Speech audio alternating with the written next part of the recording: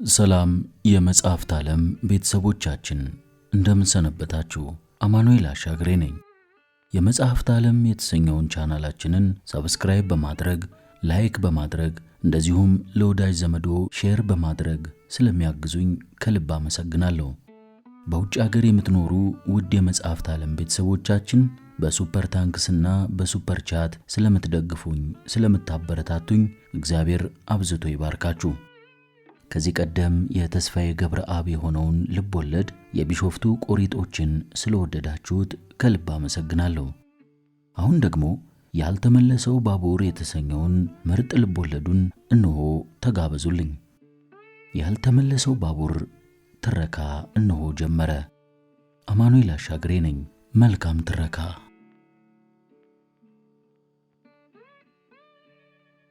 ያልተመለሰው ባቡር ልቦለድ ተስፋዬ ገብረአብ እንደጻፈው። የመጀመሪያ እትም 1988 ዓመተ ምህረት።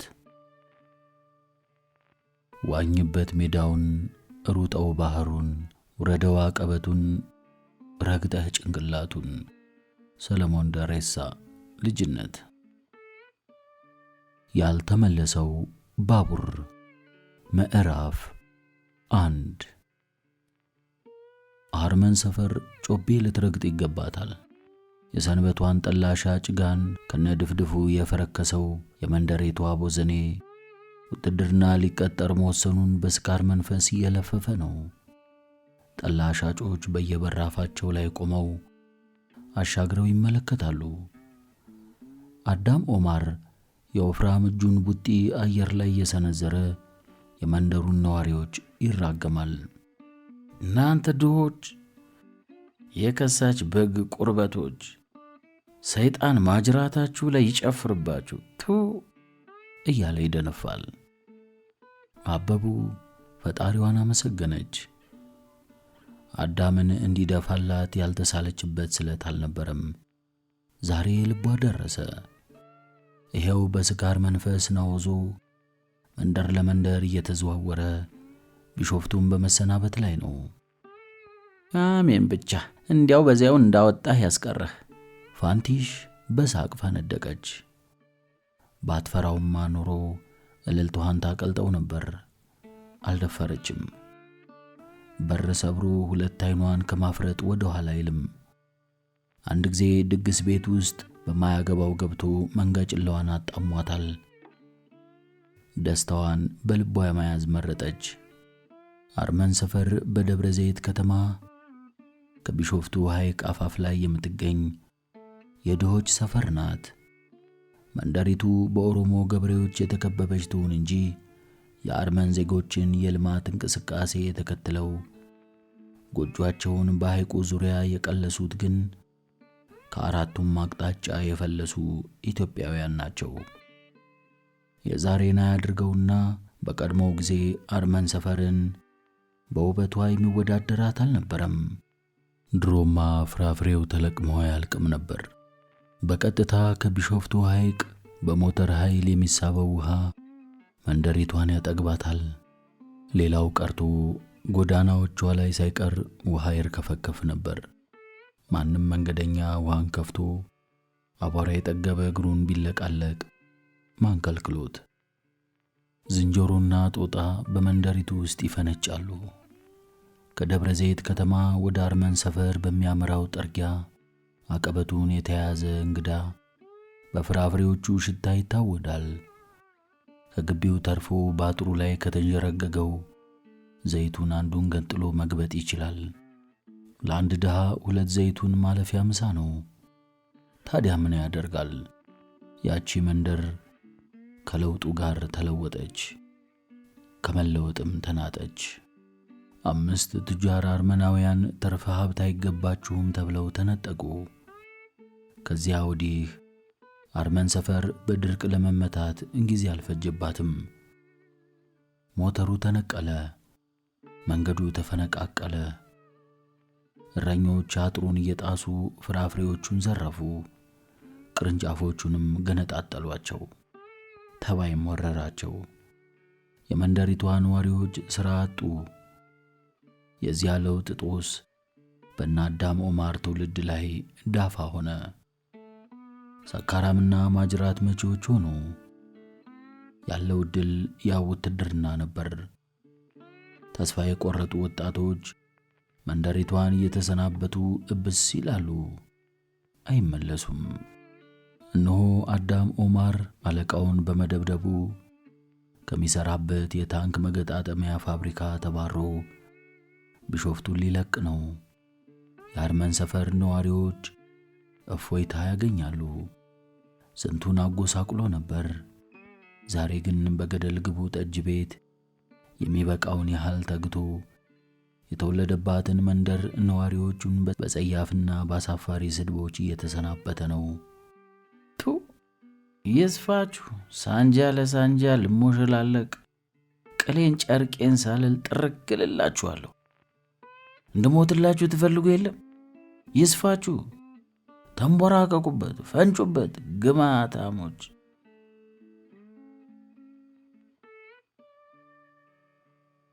ምዕራፍ 2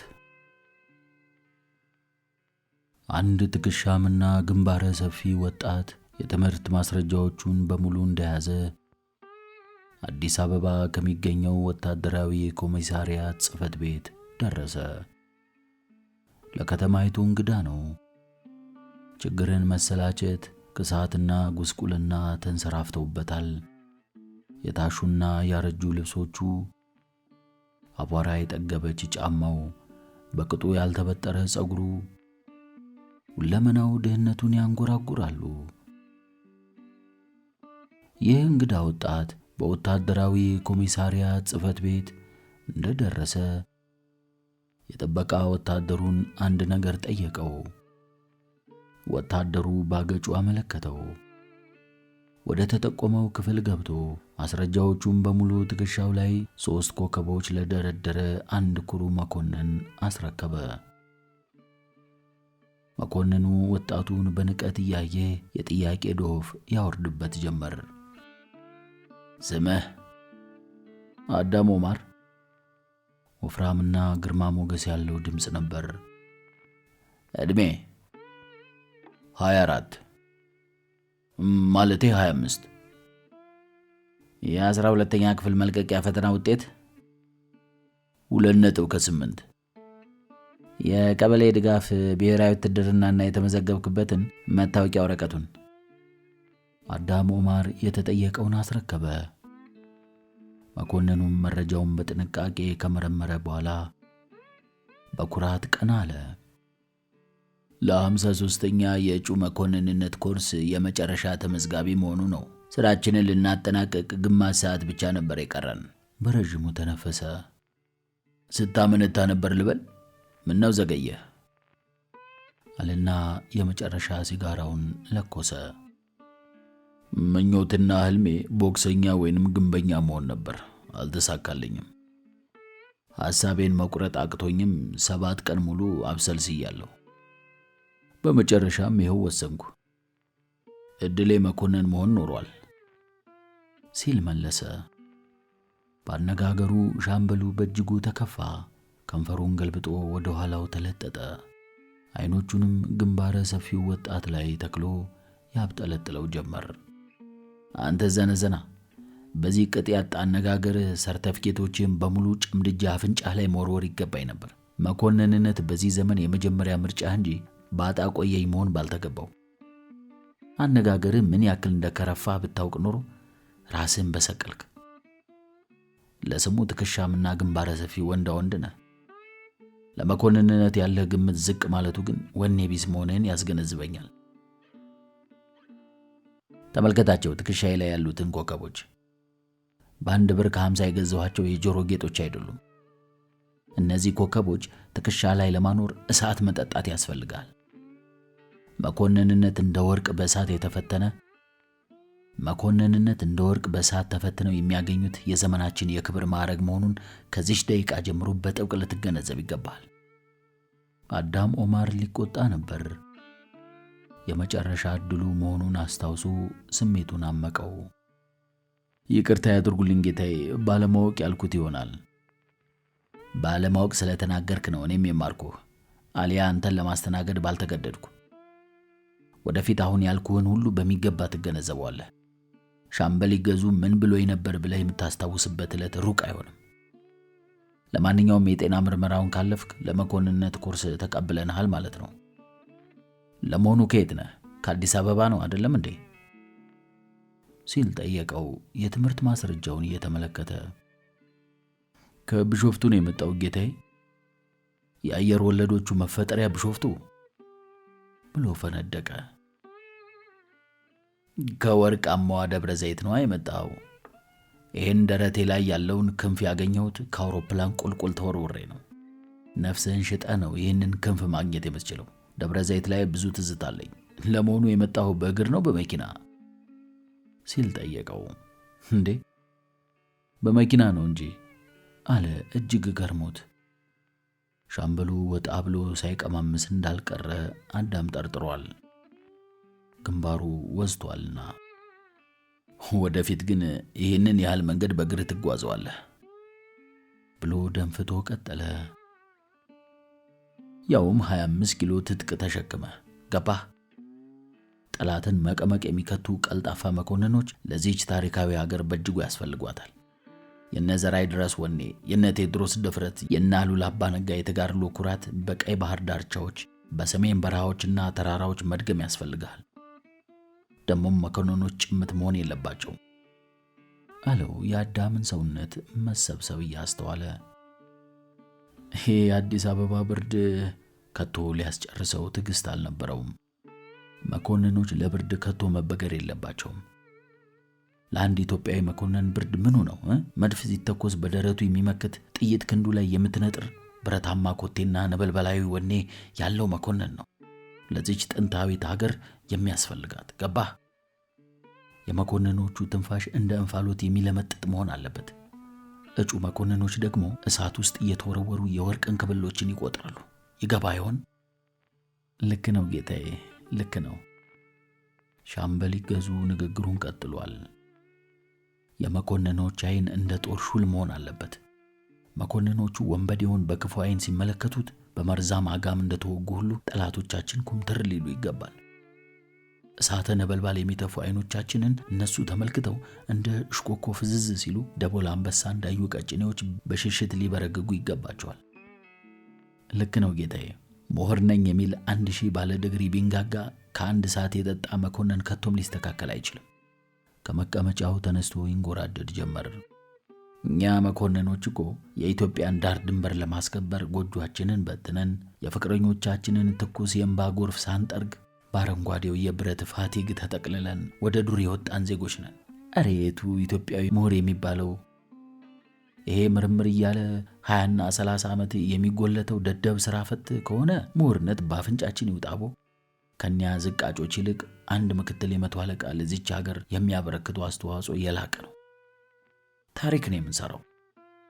በሰው ልጅ አጥንት ላይ በደም ቀለም ተጽፎ የሚቀር የኢትዮጵያ ቅርስ ብሎ ከመቀመጫው ላይ ዘፍ አለ።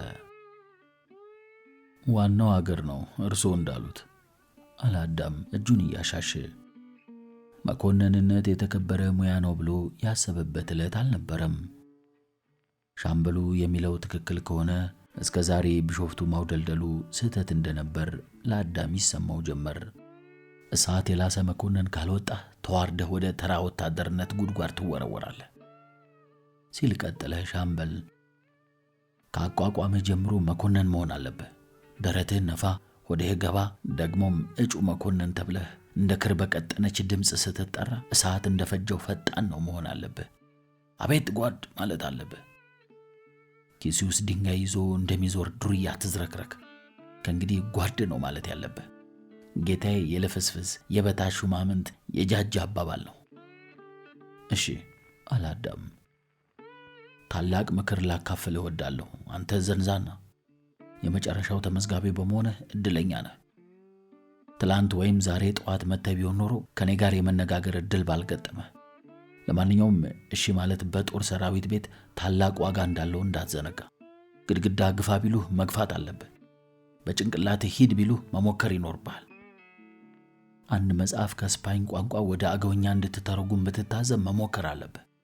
አልችለውም የሚል ቃል ከአንደበትህ ቢያመልጥ ዋጋ የለህም። እሺ ማለትን ካልዘነጋህ ግን ስልጣን ያንተ ናት። ግትሮች እንደደረቀ የጥድ ዛፍ ተገንድሰው ቀርተዋል። ኢትዮጵያም እዚህ የደረሰችው በታዛዦች መኮንኖች ፈጣን ተግባራዊ እንቅስቃሴ ነው። ልክ ነው ጌታዬ፣ ማለቴ ጓድ። ሻምበል ይገዙ ድምፁን ዝቅ አድርጎ ቀጠለ። አገሪቱም የምትመራው በወጣት መኮንኖች ነው። እነ ጓድ ሊቀመንበር መንግስቱ፣ እነ ሻምበል ፍቅረ ስላሴ፣ እነ ሜጀር ጀነራል አማሃ ደስታ፣ ፋንታ በላይ፣ እነ ጓድ ለገሰ፣ እነ ጓድ አበራ አበበ፣ ወደ ታች ስትወርድም ምክትል ሚኒስትሮች፣ ስራ አስኪያጆች፣ መምሪያ ኃላፊዎች በሙሉ እነሱ በሙሉ መኮንኖች ናቸው። እኛው ነን። አየህ፣ መኮንንነት እንትን ነው፣ መንፈስ ዘርም ነው። ብርቱ ኃይል አለ የሚያስተሳስረን፣ ክብርና ኩራት። ዩኒቨርሲቲ የተሰገሰገው ምሁር እንደ እንዝርት ስናሾረው አታየንም? እጨድ ሲባል ያጭዳል፣ ቆፍር ሲባል ይቆፍራል፣ አስተምር ሲባል ያስተምራል። ችግር ካለ ነገ እንዲዋጋ ይደረጋል። ቢሮክራቱ ሁሉ አብዮታችንን አክብሮ ሰጥ ለጥ ብሎ እያገለገለ ነው። 15 ዘመን ሞላን መሰለኝ። እንዲህ ብሎ ለሴኮንዶች ያህል በሐሳብ ጭልጥ አለና ገና ደግሞ ይቀጥላል። ስለ ገንጣይ አስገንጣዮች አታስብ፣ ተራ የአረብ ቅጥረኞች ናቸው። ጥንቸል ዘላ ዘላ ከምኗ እንደሚሉት ነው። የብረት አጥራችንን ሊጥሱ ህልም ነው። ቅዠት ስለሆነ እርሳቸው እነሱን። ጠንከር ባለ ድምፅ እሺ ጓድ ሲል ጮኸ። መልካም ነው። ከነገ ወዲያ ጦር ኃይሎች ሆስፒታል የጤና ምርመራ ትፈጽማለህ። ውጤትህ ጥሩ ከሆነ የፊታችን ቅዳሜ 19:00 ሰዓት ባቡር ጣቢያ እንገናኛለን። 19:00 ብሎ ግራ ተጋባ። 1 ሰዓት ከምሽቱ። አመሰግናለሁ ጌታዬ ብሎ አዳም አጎነበሰ። ጥጃቱን ጓድ ባላንተ ሲል አንባረቀበት። ጓድ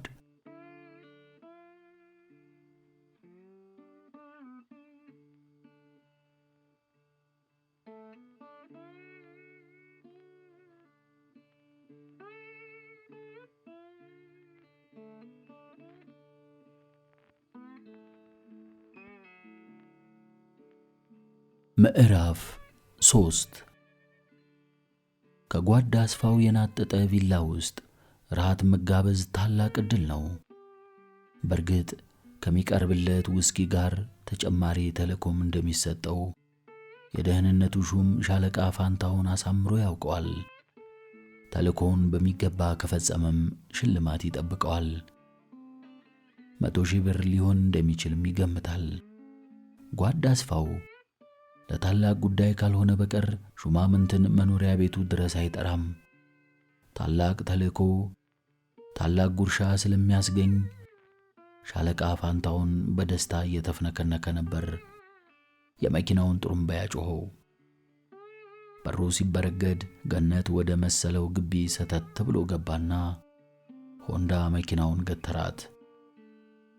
ጓድ አስፋው ነጭ ሸሚዙን ለብሶና በረንዳው ላይ ተቀምጦ ውስኪውን ይጠጣል። ከሞቀ የሰላምታ ልውውጥ በኋላ እንደ ሁልጊዜው በቀጥታ ወደ ጉዳያቸው ነበር የገቡት። የበርሄ ማሞ ጉዳይ አሁንም አልተዘጋም አለው በጎርናና ድምፅ። ሻለቃው እንዴቱ ነው ሲል በግራሜ ጠየቀ። 150,000 ብር የበላበት ጉዳይ በመሆኑ ደነገጠ። ሚስትየዋ ሚስጥሩን ለማንም ሳትተነፍስ ወደ መቃብር መውረዷን ግን አረጋግጫለሁ። አላረጋገጥኩም ፋንታውን ሲል ጓድ አስፋው ጉንጩን ነፋ። እርግጠኛ ነኝ የበርሄ ልጅ ቀብር ላይ መገኘቱን ሰምቻለሁ። ልጆቻቸው ኢትዮጵያ ውስጥ የሉም ጓድ አስፋው። ሱዳን የነበረው ተመልሷል። በአንድ በኩል ስራውን በጥንቃቄ ባለማከናወኑ ውስጡን ሲከነክነው፣ በሌላ በኩል በልጁ ድፍረት ተደነቀ። አብዷል ሊሆን ይችላል። እብድ ደግሞ የሚሰራውን አያውቅም። ካንተ በመጠኑም ቢሆን የተሻለ ችሎታ ያላቸው ሰዎች እንደገለጹልኝ ከሆነ ልጁ ለእጩ መኮንንነት ኮርስ ተመዝግቧል። ይህ ምን ማለት እንደሆነ ይገባል? ልጁ አንድ ተልዕኮ አለው። ማንም እብድ ወይንም ጤነኛ ከሱዳን በራሱ ፈቃድ መጥቶ ውትድርና አይቀጠርም። በቀል ያሰበ ይመስለኛል። በቀል ያሰበ ደግሞ ሚስጥሩን ለማንም ብልጭ አያደርግም። ስለዚህ ሆዱ ውስጥ የቀበራትን ሚስጥሩን እንዳመቃት ሆዱ ላይ በጥይት ይደብደብ። ከዛሬ ጀምሮም ክትትል ይደረግበት። አገዳደሉ በማያሻማ መንገድ ይከናወን። በአጭር ጊዜ ውስጥ ብዙ ነገሮች ሊለወጡ ይችላሉ። የመንግስት ለውጥ ሊያጋጥምም ይችላል። ቢያንስ ልጆቻችን ከኛ የተሻለ ኑሮ መኖር አለባቸው። እኛ ህይወታችንን ለአብዮቱ ሰጥተናል። እነሱ ግን በምን ዕዳቸው? በመጨረሻ ላስጠነቅቅ የምሻው ግን ይህ ጉዳይ ዘላለም ሚስጥር ሆኖ መቅረት አለበት። ጉዳዩን ያወቁ ሁሉ ወደ መቃብር ይወርዳሉ። በተረፈ በአንተ በኩል ድክመት ታይቷልና ማሻሻል አለብህ። ሻለቃ ፋንታውን ውስኪውን ደጋገመና ለወጉ ያህል ራት ለኮፍ አድርጎ ሲወጣ ስሜቱ ልክ አልነበረም። መላ አካላቱ በፍርሃት ተወሮ ብርድ ብሎታል። እጁ ደም ሸተተው። አያሌ ሰዎችን በልዩ ትዕዛዝ ከዚህ ዓለም አስወግዷል። የአቶ በርሄ ማሞ ቤተሰብ ጉዳይ ግን ሳያውቀው ፍርሃት ለቆበታል። ቢሮ በገባ ቁጥር የኒያ ግዙፍ ሰው ድፍረት ይታወሰዋል። እናም አሁንም አጠገቡ ያሉ ይመስለዋል። በወያኔ ሰላይነት ተጠርጥረው ወንጀል ምርመራ በገቡ ወሩ ቢሮ ድረስ አስጠርቶ አነጋግሯቸው ነበር። የወያኔ ሰላይነትን አምነህ ይቅርታ ብትጠይቅ ይሻላል ይላቸዋል። ሰውየው ሳይደናገጡ ሽበታቸውን እያሻሹ ጓድ ሻለቃ ብርቱ ነጋዴ ብቻ መሆኔን አሳምረህ ታውቃለህ። ጊዜ ከምናጠፋ ለምን የሚሆነውን አትነጋገርም? ፊቱ ነጣ። በአንድ በኩል መደፈሩ ቢያንገበግበውም በሌላ በኩል ደግሞ በቅድሚያ ታግሶ ዋነኛ ዓላማውን ሊያከናውን ፈለገ። በቀጥታ ወደሚፈልገው ነጥብ ስለገባ እፎይታ ተሰማው።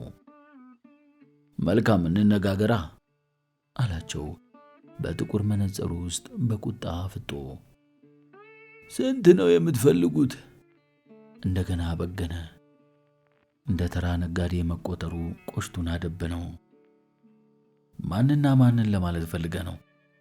ጓድ ሻለቃ፣ ይሄ እኮ የታወቀ ነገር ነው። ከጓድ አስፋውም ጋር እንተዋወቃለን እኮ። ዛሬ ለሁለተኛ ጊዜ መጠራቴ ነው።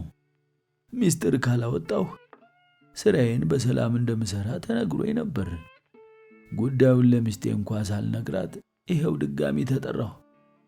እኔ ጤና ከሆንኩ ለሌላው ግድ የለም። የምትፈልጉትን ቁጥር ንገሩ፣ እኔ ልፈርምላችሁ። ሻለቃ ፋንታውን የሚፈልገውን ቁጥር ጠራ። 1 ሚሊዮን። 1 ሚሊዮን ሲሉ ጮሁ አቶ በርሄ። በዛ እንዴ ሲል በፌዝ ሳቀባቸው።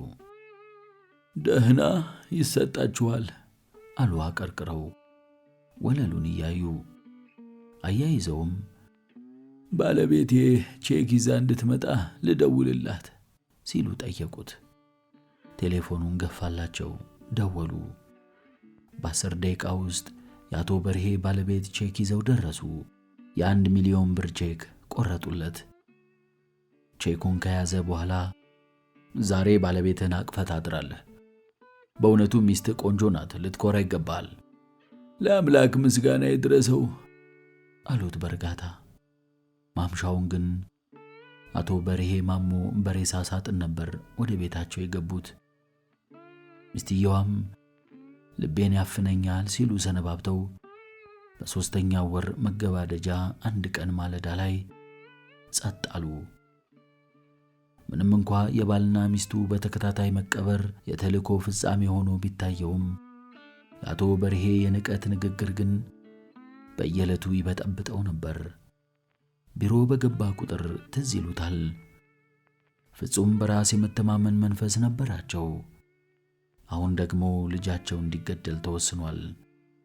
ልጁን በደመ ነፍስ ፈራው፣ አባቱንም ፈርቷቸው ነበር።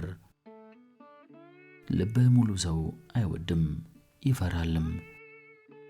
አዲሱ ተልእኮ ቢያስፈራውም መፈጸም እንዳለበትና እንደሚፈጽመውም እርግጠኛ ነበር። ሆዱ ላይ በጥይት ይደብደብ የሚለው ትዕዛዝ ቁርጠኛ ነበር። ሆዱ ላይ በ6 ጥይት በሆዱ የያዘውን እንደያዘ ወደ ጉድጓድ። ያኔ ሚስጥራቸው ለዘላለሙ ተደብቃ ትቀራለች። ሻለቃ ፋንታውን ቤቱ እንደደረሰ ወደ ሁርሶ ነበር የደወለው።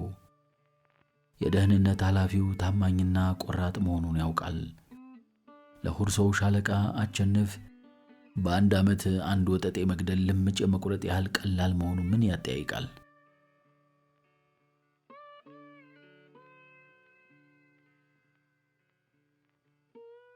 ምዕራፍ 4 ኮሎኔል እጅጉ ያልተለመደ የስልክ ጥሪ ገጠማቸው።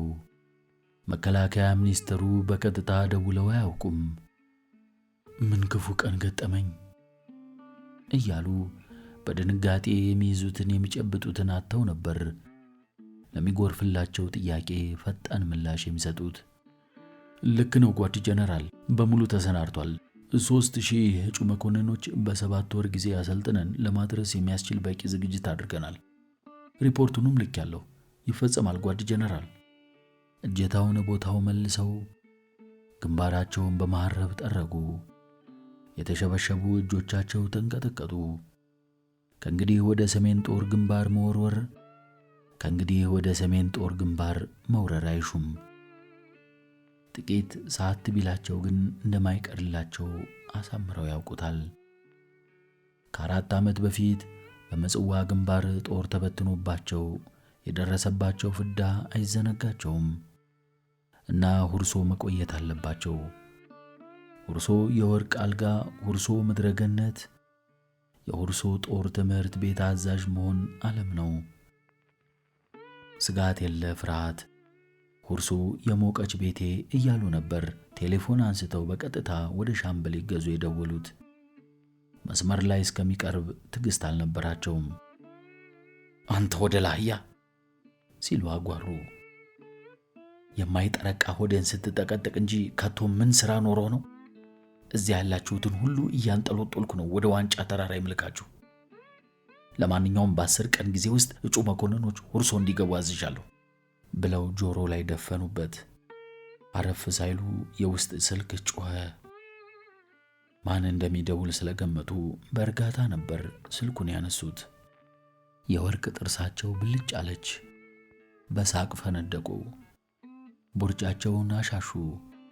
ከመቀመጫቸው ላይ ተደላደሉ። ከድሬዳዋ ጀሚል አወል በሐሰት ቅሬታ እህልም ማለቱ ካዋጣሽ መልካም አሉ በሐሰት ቅሬታ። ቀድመ መውቀስህ ነው ብላ ሳቀች። እሱን ኋላ እናያለን፣ አጥፊው ይክሳል። መቼ ትመጣለህ ታዲያ ብላ ተለማመጠች። ሰንበት እዚያው ነኝ። ዛሬ ግን እንዴት ደወልሽ ልጄ? አልደውልምና ነው።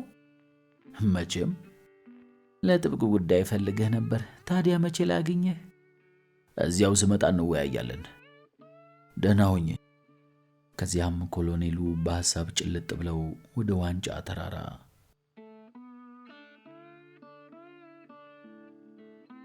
ማብቂያ ቢሱ ጦርነት ፊታቸው መጥቶ ተጋረጠ። ከእንግዲህ ወደ ሰሜን መመለስ ምን ሲደረግ ጉጭ ጉጭ ያለ ጡት አንድ ቀን ሳላይ እንዲሁ በሜዳ መቅረቴ ነው ወይ እያለ ሻዕቢያ ሲቀልድባቸው መስማት አልፈለጉም። የተበተኑ ወታደሮች ጀነራል ይውደሙ እያሉ በሚያንቀጠቅጥ ድምፅ ሲጮሁ በፍርሃት መሸማቀቅ አይሹም። በባንዲራ ባብዮቱ እያሉ የሚማጸኑትን የፖለቲካ ካድሬዎች ወታደሮች በሰደፍ ቀጥቅጠው ሲገሏቸው አይናቸው ባያይ ይመርጣሉ። ትረሸናለህ ቢሉት በሳቅ ተንከትክቶ ሞት ታዲያ ምንድነው ቅጣት መሆኑ ነው ብሎ አዛዡን ገሉ ራሱንም ስላጠፋ እርጉም ወታደር ሪፖርት እንዲደርሳቸው አይፈልጉም። ምን ሲደረግ ሁርሶ የወርቅ አልጋ፣ ሁርሶ ጸጥታ፣ ሁርሶ ገነት፣ ሁርሶ። የአዲሴው የስልክ ጥሪ ባያባንናቸው ኖሮ እንዲህ ባጭሩ ከሐሳብ አልተመለሱ። በረዥሙ ተንፍሰው ይግቡ የሚል ቃል አስተላለፉ። ቀውላላው የወታደራዊ ደህንነት ጥበቃ ኃላፊ ሻለቃ አቸነፍ ነበር የገባው። ወታደራዊ ሰላምታ ሰጥቶ ከተቀመጠ በኋላ በቀጥታ ወደ መጣበት ጉዳይ ዘለቀ። አንድ መረጃ ደርሶኛል ጓድ ኮሎኔል። ከሚገቡት እጩ መኮንኖች መካከል ወያኔዎቹ ሰላይ አስርገዋል። ይህ ሰላይ በሱዳን የወያኔ አባል ሆኖ ለ1 ዓመት ያህል ተንቀሳቅሷል። ወደ ጦሩ የሚገባው ረጅም ተልዕኮ ይዞ ነው። ዋና ስራው ከፍተኛ የኢሰፓና የመንግስት ባለስልጣኖችን ታሪካቸውን ማጥናት ሲሆን በተደራቢነት የቅስቀሳ ስራ ያካሂዳል። ወያኔ አዲስ አበባን ስትቆጣጠር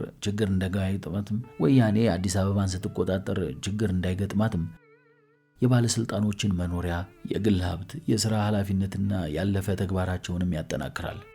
በተለይ በደህንነት አባላት ላይ ትኩረት እንዲያደርግ ታዟል። ኮሎኔሉ ከት ብለው ሳቁ።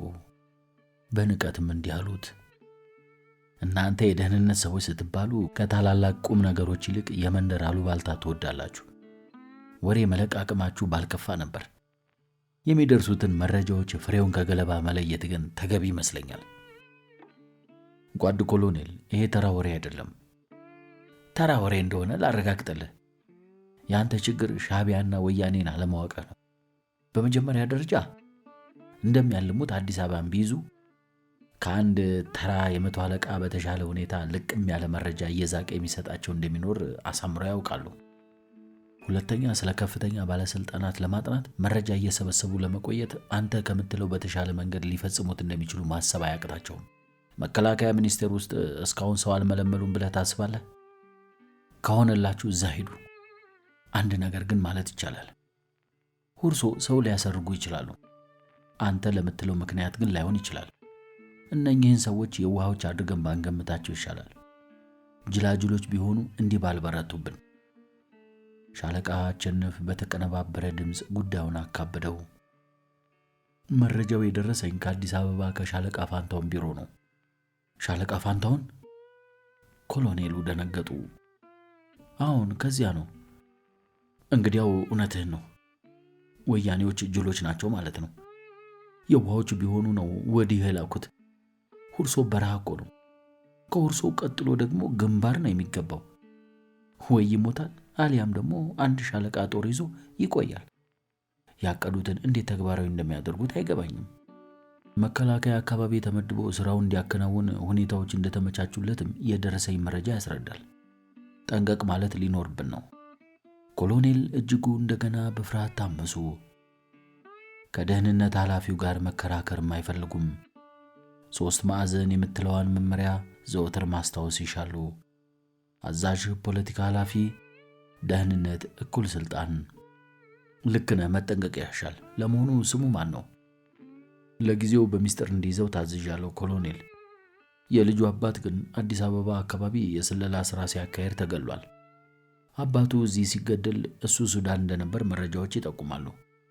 ከዚያ ተመልሶ ነው በእጩ መኮንንነት ኮርስ መመዝገቡ የታወቀው ካለ በኋላ በእጃችን እንደሚገባ ተስፋ አለኝ ብሎ ከመቀመጫው ተነሳ። ውጤቱን ለማየት ያብቃን አሉት በቀዘቀዘ አንደበት። በአጭር ጊዜ ብሎ ወታደራዊ ሰላምታ ሰጥቶት ወጣ።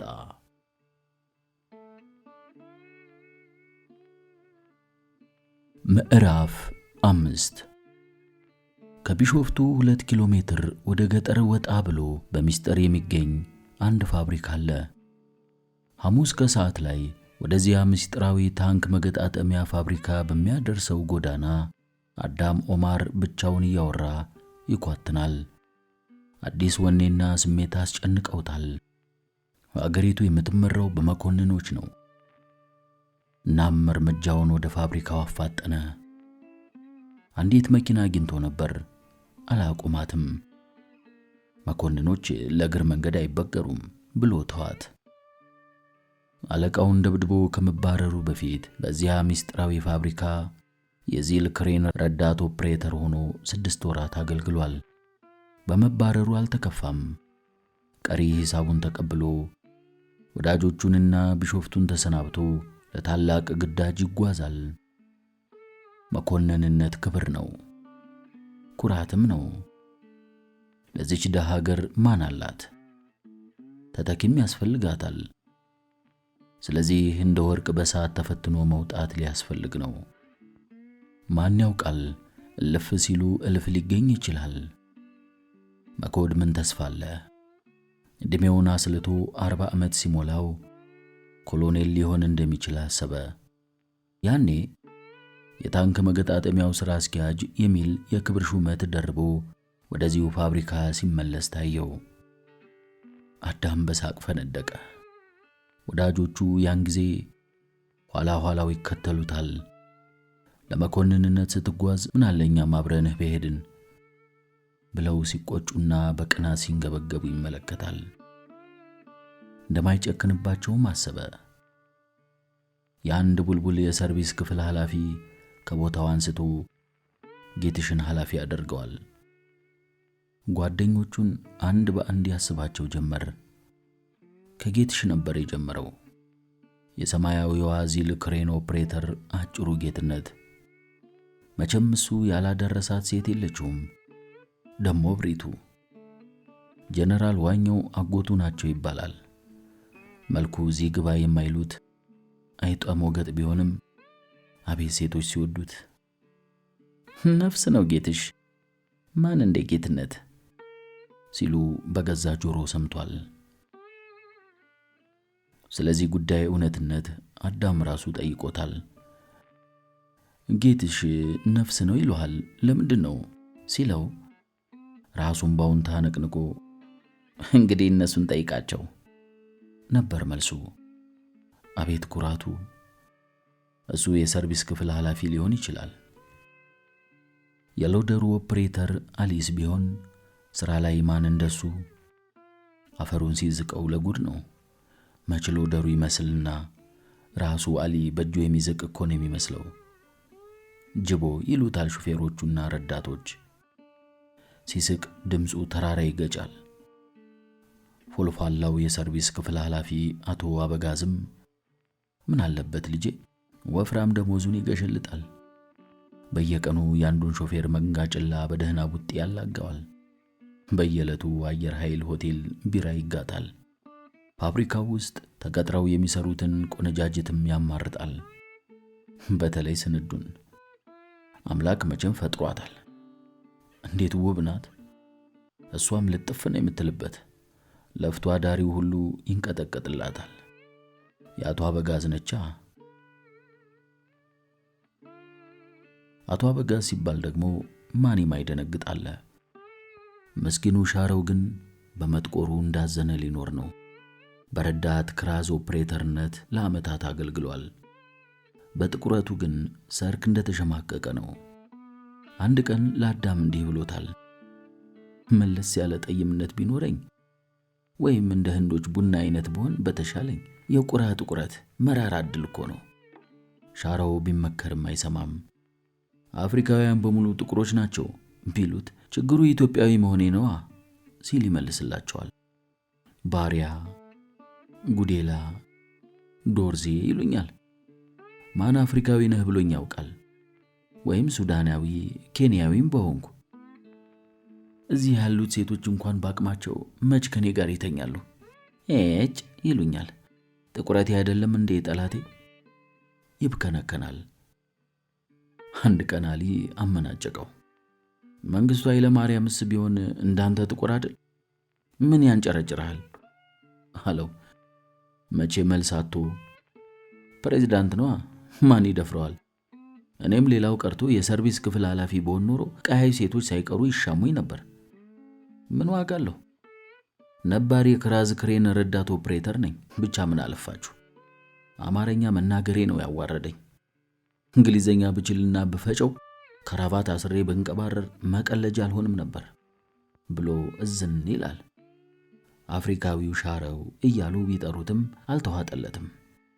በልባችሁ ሌላ እያሰባችሁ ባፋችሁ አትደልሉ ይባካችሁ እያለ ይብከነከናል። አዳም አዘነለት። ሾፌሮች ሁሉ እንደ ሴት አንቺ ብለው የሚጠሩት ገብራይ ካህሳይ እንኳን በቅርብ ይሞት ይሆናል። መኪና ጣቢ ነው። እድሜው ገና 35 ገደማ ቢሆንም ያበሻ ረቂ ሰውነቱን አመንምኖት ክብደቱ ከህፃን አይሻልም። በዚህ ላይ 3 ዲቃላ ልጆች አሉት። ባሬላ ተሸካሚዋን ሸዋየን ሲያስታውስ ግን ፈገግ ይላል። በሚደንቅ ሁኔታ ነበር የተዋወቃት። አንድ ቀን ምሽት ግንብ ስር ተደብቆ ሳታየው አነቃት። እናም እዚያው አንጋሏት ፈጸመ። ከተኛችበት ስትነሳ ፈገግ ብላ ባታንቀኝም እንስማማ ነበር ያለችው። አላት ገርሞት እንደ ጅብራ ላይ እንደተገተረ። አንተ የምትፈልገውን እኔም እፈልገዋለሁ እኮ መልስ አልሰጣትም። 1 ወር ያህል እዚያው ግንብ ስር እየተገናኙ ዓለማቸውን ቀጭተዋል። አዳም እሷንም በሞቀ ስሜት አሰባት። ብዙዎቹ በሐሳብ ተመላለሱበት። 4 የወርቅ ጥርሶቹን አስነቅሎ ሽጦ የጠጣበት የግሬደር ኦፕሬተር በሰሜን ጦር ግንባር ከተህሃት ጋር በተደረገ ውጊያ ተማርኮ የሎደር ኦፕሬተርነትን ሙያ ተምሮ የመጣው በሻህ በመድፈኝነት ከሻቢያ ጋር ለዓመታት ከተዋጋ በኋላ በገንዘብ ኃይል ከጦሩ ቤት በጥሮታ የተገለለው ዱብ አለ። ሁሉንም ይሰናበታቸዋል።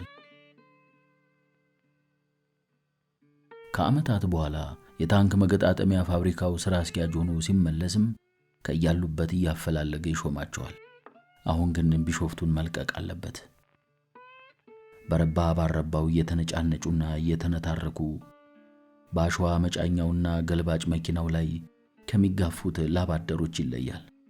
አፋቸውን እንደ ጉማሬ ከፍተው ባልተፋቀ ጥርሳቸው ከት ብለው ከሚስቁት ለፍቶ አዳሪዎች የተሻለውን ያህል ይርቃል። የአዳም ሐሳብ ይህ ነበር። እናም እሳት ውስጥ እንደተወረወረ ቁራጭ ወርቅ መፈተን፣ ያን ፈተና ማለፍ። በዚህ ሐሳብ እንደተወጠረ ከምስጢራዊው ፋብሪካ ሲደርስ ግን እግሩ በድካም ዝሎ ነበር። ጊዜ አላጠፋም። ቀሪ ገንዘቡን ተቀብሎ ሹፌሮች ከሚሰበሰቡበት ጋራዥ ሄደ። እያንዳንዱን እየሳመ ይሰናበት ጀመር። መቼ በዋዛ ሊለቁት? እንደ ጉንዳን ከበው የጥያቄ ማት ያወርዱበት ጀመር። ፎልፏላው አለቃቸው ሳይቀር ራቅ ብሎ ያዳምጣል።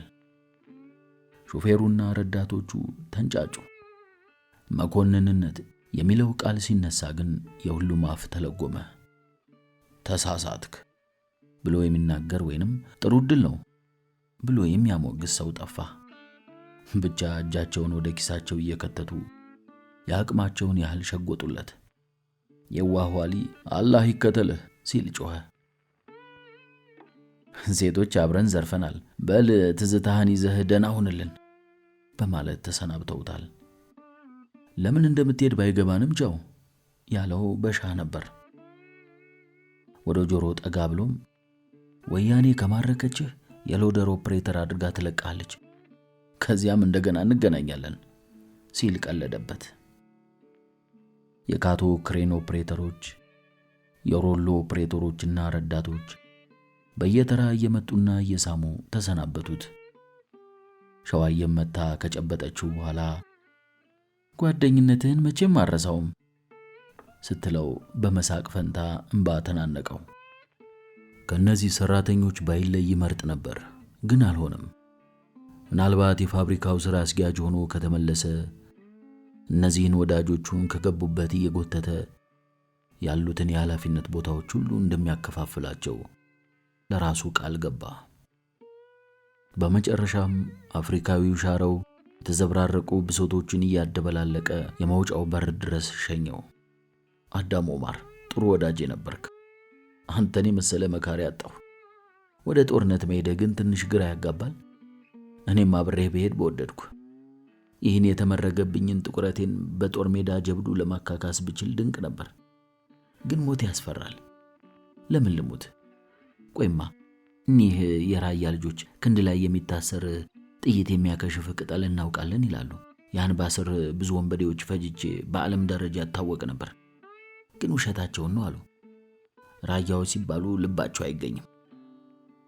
ያንን መድኃኒት ቢያውቅ ደሞ ሩሎ እየተከተሉ ተድቆስቁሰው አይቀሩም ነበር። ለነገሩ በሻህ የሚለው እውነት ከሆነ ወንበዴዎቹ ሙያ እያስተማሩ ይለቃሉ። ያኔ በሻህ ሲማረክም እኔም አብሬው ብኖር ኖሮ ዛሬ ኦፕሬተር በነበርኩ። አሁን ግን ያው ረዳት ነኝ።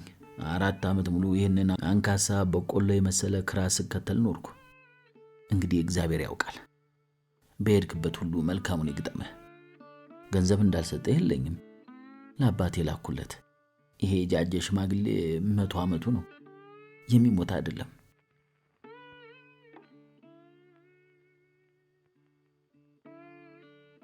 ምዕራፍ 6 የተቀበለውን የመጨረሻ ደሞዝ ይዞ ወደ ገደል ግቡ ጠጅ ቤት ነበር ያመራው። ከቢሾፍቱ ሐይቅ አፋፍ ላይ ጉብ ያለው ጠጅ ቤት ገበያው ዘወትር የደራ ነው። እዚያ ሲደርስ ውሎ የቀናቸው ባለጋሪዎች ቦታ መያዝ ጀምረው ነበር። አዝማሪዎች ለዛሬው ያማረ የኦሮሞኛ ዜማ እያንቆረቆሩ ማለት ብቻ በቂ ነው። አዳም ወንበር ከመያዙ እሙዬ ደርሳ ሳመችው። ደህና ነሽ እሙዬ? አዳም እንደምን ነህ? ዓይንሽ የበለዘው ደግሞ ምን ሆነሽ ነው እሙዬ? ያ ያጫወትኩ ሰውዬ ቱ ልጄ በሽታ አለበት ያልኩህ ነው እኮ ባለጋሪው። አዎ ትላንት መጥቶ እንደር ብሎ ጠየቀኝ። የታከምክበትን ወረቀት አሳየኝ አልኩት። ወረቀት የለኝም ግን ታክሜያለሁ አለኝ። አላምንህም አልኩት። በውጤ መርጎብኝ ሄደ። ከዚህ በፊት ጨብጥ ያስያዘኝ አንሶት አሁን ደግሞ ሊደግመኝ ብላ መንሰቅሰቅ ጀመረች። በይ ማልቀሱን አቁሚ ሲል ሊያጽናናት ሞከረ። ቆይ መቼ ይሆን ዓይንሽ ከእንባ የሚገላገለው? ደግሞ ከበሽታው ቡጢው ይሻልሻል። ለማንኛውም የዚያን ቀንዳም ፍየል ሆድ ረግጥልሻለሁ። መኮንኖች ቁጡና ኩሩ መሆናቸውን ቢያውቅ እንዲህ ባልደፈሩሽ ነበር። ይሄ ቀበሮ ለምንድን ነው የጠፋው ታዲያ? አስጠላነ? እናንተ መቼም አታስጠሉኝም። ይልቅ ዛሬ ልሰናበትሽ ነው የመጣሁት። ዳግም ወደ ቢሾፍቱ ላልመለስ እችላለሁ። እሙዬ ፊቷ ዳመነ። ማልቀስ ጀመረች። አቅፎ ሳማትና ጠጅ አምጪልኝ አላት። ጠጉሯን አፍሮ ተከርክመዋለች።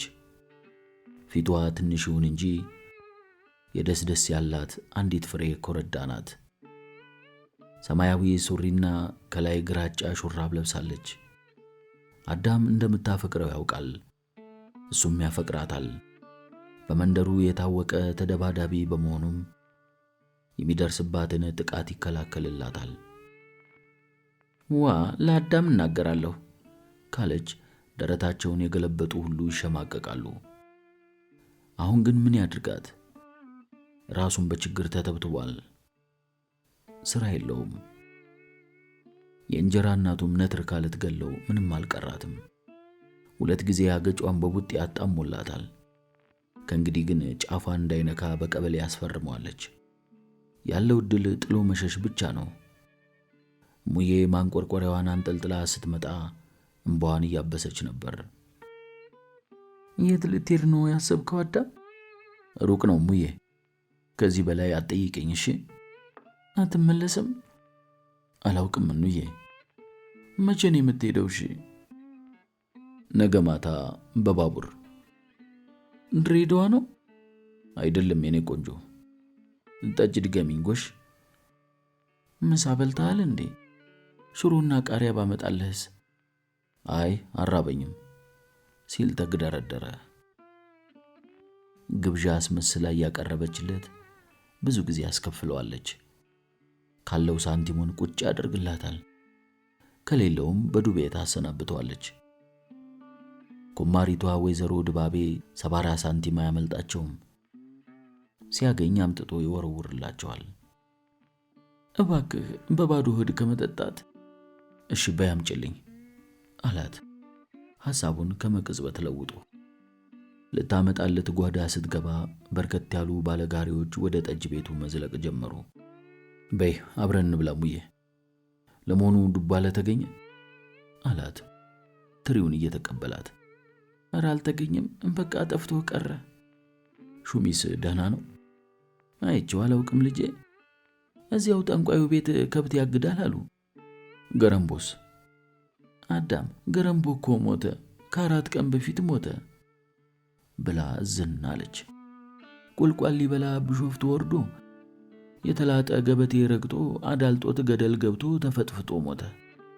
ምንም መልስ ሳይሰጣት አቀርቅሮ ቀረ። ሁሉም የሙዬ ወንድሞች ናቸው። የነሙዬ አባት የቡርሽ ፋብሪካ ዘበኛ ነበሩ። እናታቸው የራስ ሆቴል ወጥ ቤት። ከጊዜ በኋላ የእናታቸው ባህሪ መለወጥ ጀመረ። ከሆቴሉ ሰራተኞች አንዱን አፍቅራ ክንፍ አበቀለች። ዘበኛውን አባወራው አናቀችው። ለ3 ወራት ለመናት፣ አስለመናት፣ አልሰማችውም። አንድ ቀን ልብስ ልትቀይር ስትመጣ በጠመንጃው ግንባሯ ላይ ብሎ ገደላት። ልጆቹንም ፈለጋቸው። ዱባለ፣ ሹሚ፣ ገረምቦ፣ እሙዬ የትም አልነበሩም። እውታቸውን እያቀለጡ ሸሹ። የራሳችሁ ጉዳይ፣ ብትሞቱ ይሻላችሁ ነበር ብሎ ራሱን ገደለ። ይህንን አሰቃቂ የአንድ ቤተሰብ ታሪክ የአርመን ሰፈር ነዋሪዎች ሁሌም ያስታውሱታል። ገረምቦ ሞታልሽኝ? ምን ይደረግ አዳም፣ እንዲህ ሆነን ቀረን። የሚገርምህ ብዙ ሰው አልሰማም። ሰዎች አንስተው ኪዳነ ምሕረት ቀበሩት አሉ። አባቴ እንዳለው ብንሞት በተሻለን። ዱባለም የት እንደገባ አይታወቅም። ሁላችንም ተበላሸን። ይልቅ ብላ እስቲ አዳም ቃሪያውንም ያዘው። አይዞሽ፣ ተስፋ አትቁረጭ አላት በሞተ ድምፅ። ተስፋ የሚሰጥ ነገር ግን አይታየውም። አዳም፣ እሙዬ የምታገባኝ መስለኝ ነበር። አፈቅርሃለሁ እኮ። ይህንን ስለመሰለ ነገር ዳግመኛ አታስቢ እሙዬ። ብርሌ ሲንኳኳ ሰማችና ለመታዘዝ ተነስታ ሄደች። ይህን ጊዜ ባለጋሪው ሚግና ገጣሚው ዶን ኪሾቴ ተከታትለው ገቡ። ገጣሚው ዶን ኪሾቴ ትልቅ መዝገብ ይዟል። በቅጽል ስም ገጣሚውን ዶን ኪሾቴ ይሉታል። ማን እንዳወጣለት አይታወቅም። ባለጋሪው ሚግ መሰንበቻውን በደረሰበት አደጋ እንዳዘነ ነበር። ምስኪኑ ሚግ 2 ነጫጭ ፈረሶች ነበሩት።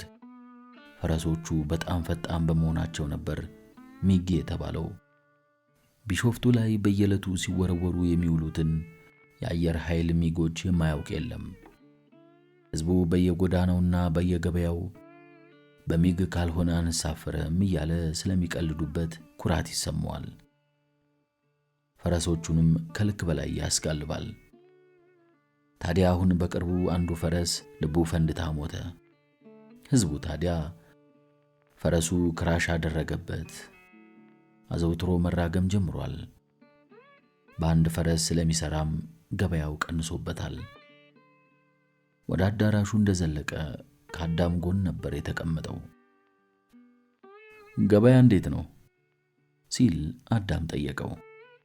አንድ ፈረስ በቀን 3 ቁና ፍሩሽካ አይበቃውም። የፍሩሽካ ዋጋ ሰማይ ነው። እኛ ትቢያ ሞተን ባረፍ ነው ብሎ የብርሌውን አንገት ያዘ።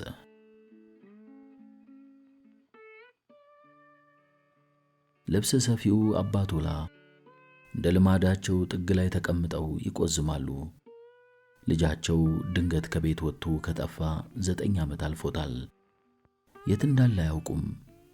በተለያዩ የክር ቀለማት የተጠቀጠቀች ኩታቸውን ዛሬም ለብሰዋታል። የተቀደደ ልብስ በመጣፍ የ30 ዓመት ልምድ አላቸው። እዚያ ያለውን አብዛኛውን ጠጭ ልብስ የጣፉት እሳቸው በመሆናቸውም ኩራት ይሰማቸዋል።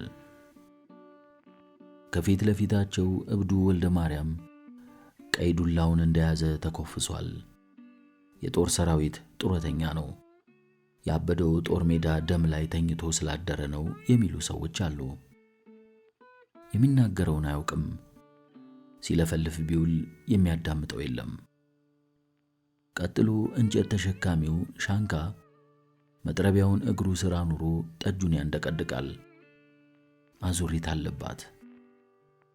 የ93 ዓመቷ ባልቴት ማተቤ የመለመኛ ከረጢቷን አጥብቃ ይዛ አፈሩ ላይ ተዘርፍጣ ብርሌዋን አንቃለች። አይነ ስውር ናት።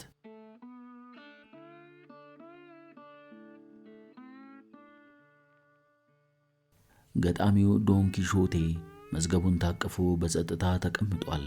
3 ብርሌ እስኪጠጣ ቃል አይተነፍስም።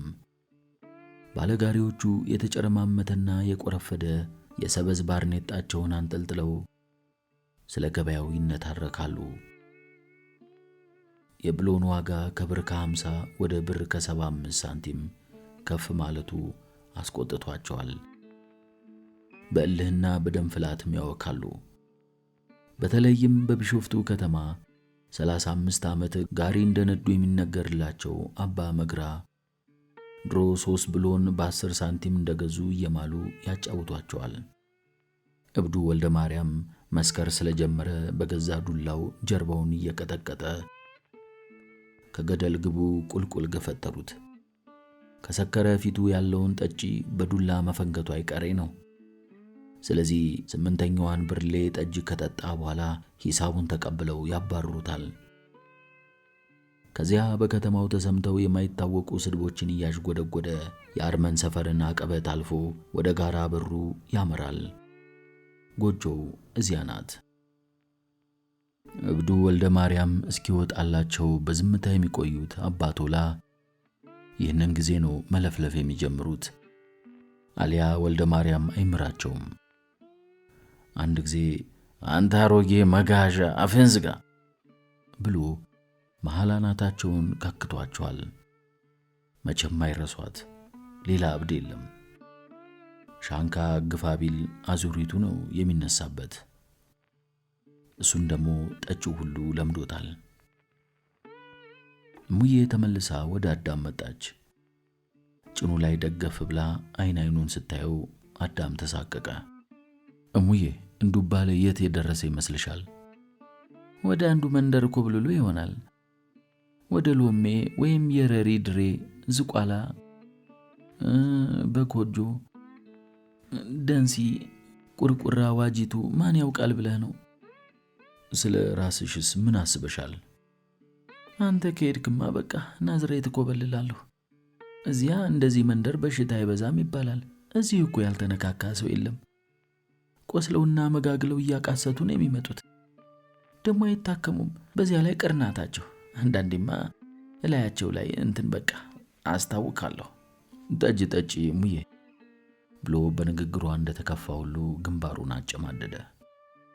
ጠጅ ልትቀዳ ስትነሳ አባ ቶላ በየለቱ የሚደጋግሟትን ብሶት ማሰማት ጀመሩ።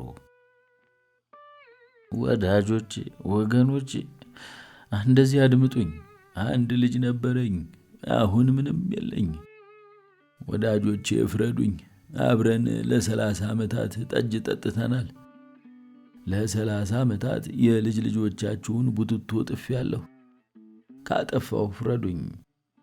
የነበረችኝ ሽልንግ ናት።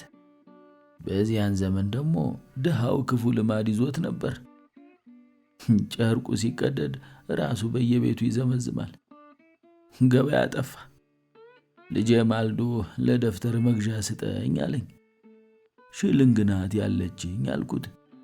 ቁርስ ምን ልብላ አለኝ። ሽልንግ ናት ያለችኝ ከየት አባቴ ልውለድ የኔ ግልገል አልኩት። ለምሳ ብመለስ የሚቀመስ አገኛለሁ ወይ አለኝ።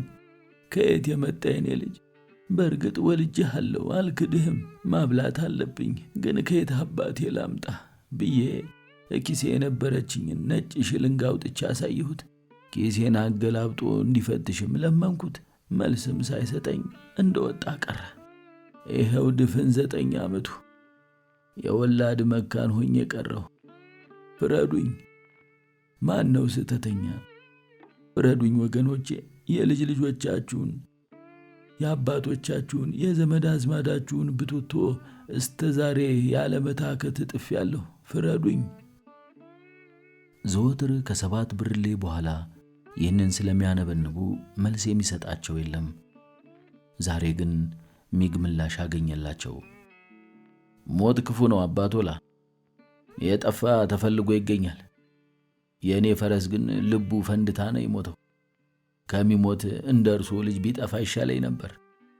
ፈረሱ አባቴም ልጄም ገንዘቤም ነበር። የእርሶ ልጅ ከመጠጣትና ከመብላት ሌላ ምን ሥራ ነበረው? የእኔ ፈረስ ግን ሌሊትና ቀን ያለ መታከት ሮጦ ያበላይ ነበር። በገዛ እጄ ገደልኩት። ሥጋውን የጋራ ብሩ ጅቦች በሉት፣ አጥንቱን ቆረጣጠሙት።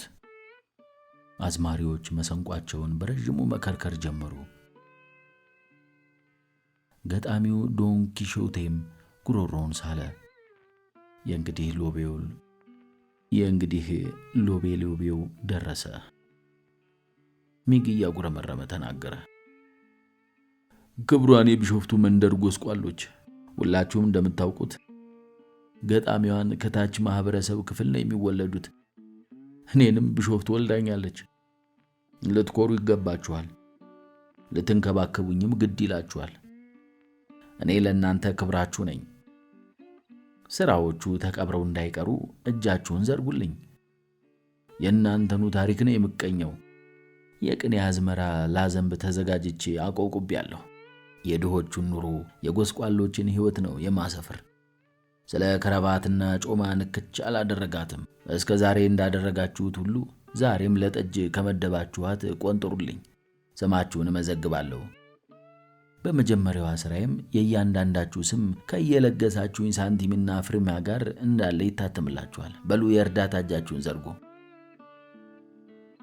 የ12ኛን ክፍል መልቀቂያ ፈተና ወድቆ በገጣሚነት አባዜ ከተለከፈ ዓመታት አስቆጥሯል። 3 ጠጪ እንግዶች እርዳታ አበረከቱለት። ገጣሚው ዶን ኪሾቴ ስማቸውን መዝግቦ ካስፈረማቸው በኋላ በገጣሚነት የሕይወት ዘመኑ የገጠሙትን እያነሳ ያውጋላቸው ጀመር። በእውነቱ ደራሲ ለደራሲ፣ ገጣሚ ለገጣሚ፣ በአጠቃላይ በጥበብ ዙሪያ ያሉ ሰዎች አንገት ለአንገት እየተራረዱ እስከ መቼ እንደሚኖሩ ሊገባኝ አልቻለም። የመጀመሪያዎችን ሥራዎቼን ያዩልኝ ዘንድ ለአንድ አንጋፋ ገጣሚ ሰጥቼ ነበር።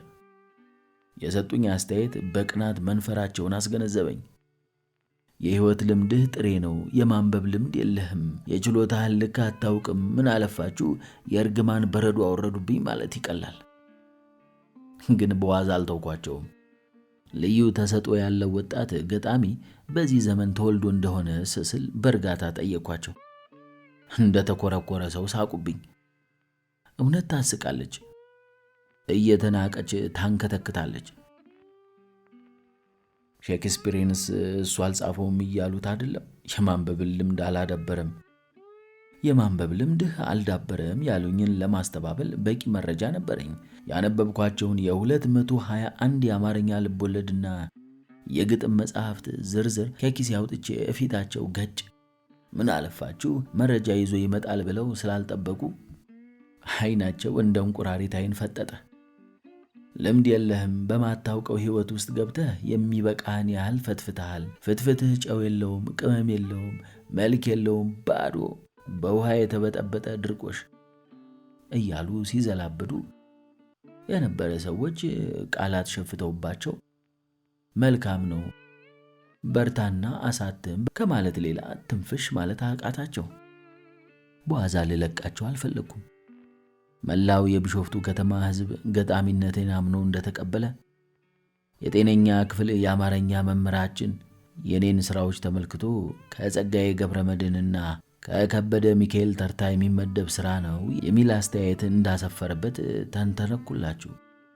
የሚል አስተያየት እንደሰነዘረበት ነገርኳችሁ። ወሽመጣችሁ ብጥስ አለ። ድንቅ ነው፣ አንተ ራስህ ጥሩ ገጸ ባህሪ ይወጣል ከማለት ሌላ የቃላት ዘር ጠፋቸው። በእውነቱ የገጣሚና የደራሲ ሕይወት በመከራ ድር የተተበተበ በስቃይ ጫካ የተከበበ፣ ለእኛ ለገጣሚያን የምቾት ኑሮ ትርጉም የእናንተ እርዳታ ወሳኝ ነው። ለእኛ ለገጣሚያን የምቾት ኑሮ ትርጉም የለውም። የእኛ ሕይወትን መግለጽ ነው። እንግዲህ የእናንተ እርዳታ ወሳኝ ነው። የቢሾፍቱ ከተማ ሕዝብ በእውነት ከልብ በመነጨ ስሜት እየደገፈኝ ነው። በአጭር ጊዜ ውስጥ በቂ የማሳተሚያ ገንዘብ እንደማገኝ አምናለሁ። በልመናም ብቻ ሳይሆን የእያንዳንዱን ግለሰብ ታሪክ እየጻፍኩም ጥቂት ገንዘብ አገኛለሁ። ይገርማችኋል፣ ገጣሚያን የማይገጥማቸው የታሪክ አይነት የለም።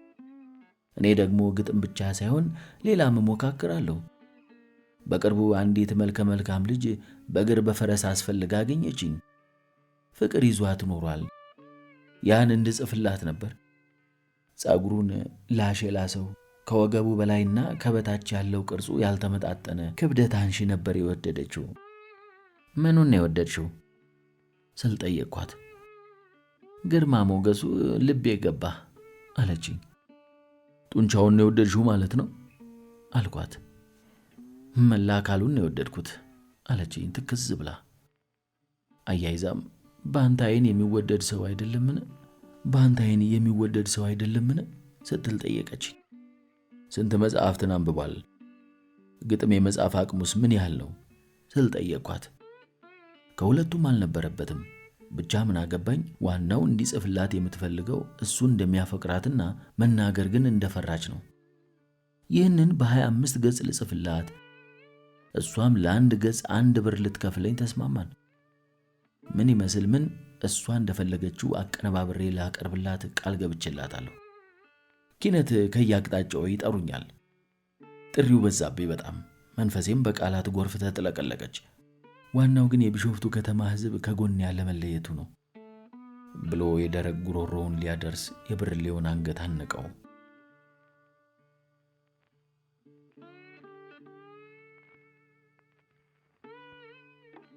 አዳም፣ እሙዬ ደብዳቤ ትጽፍልኛለህ?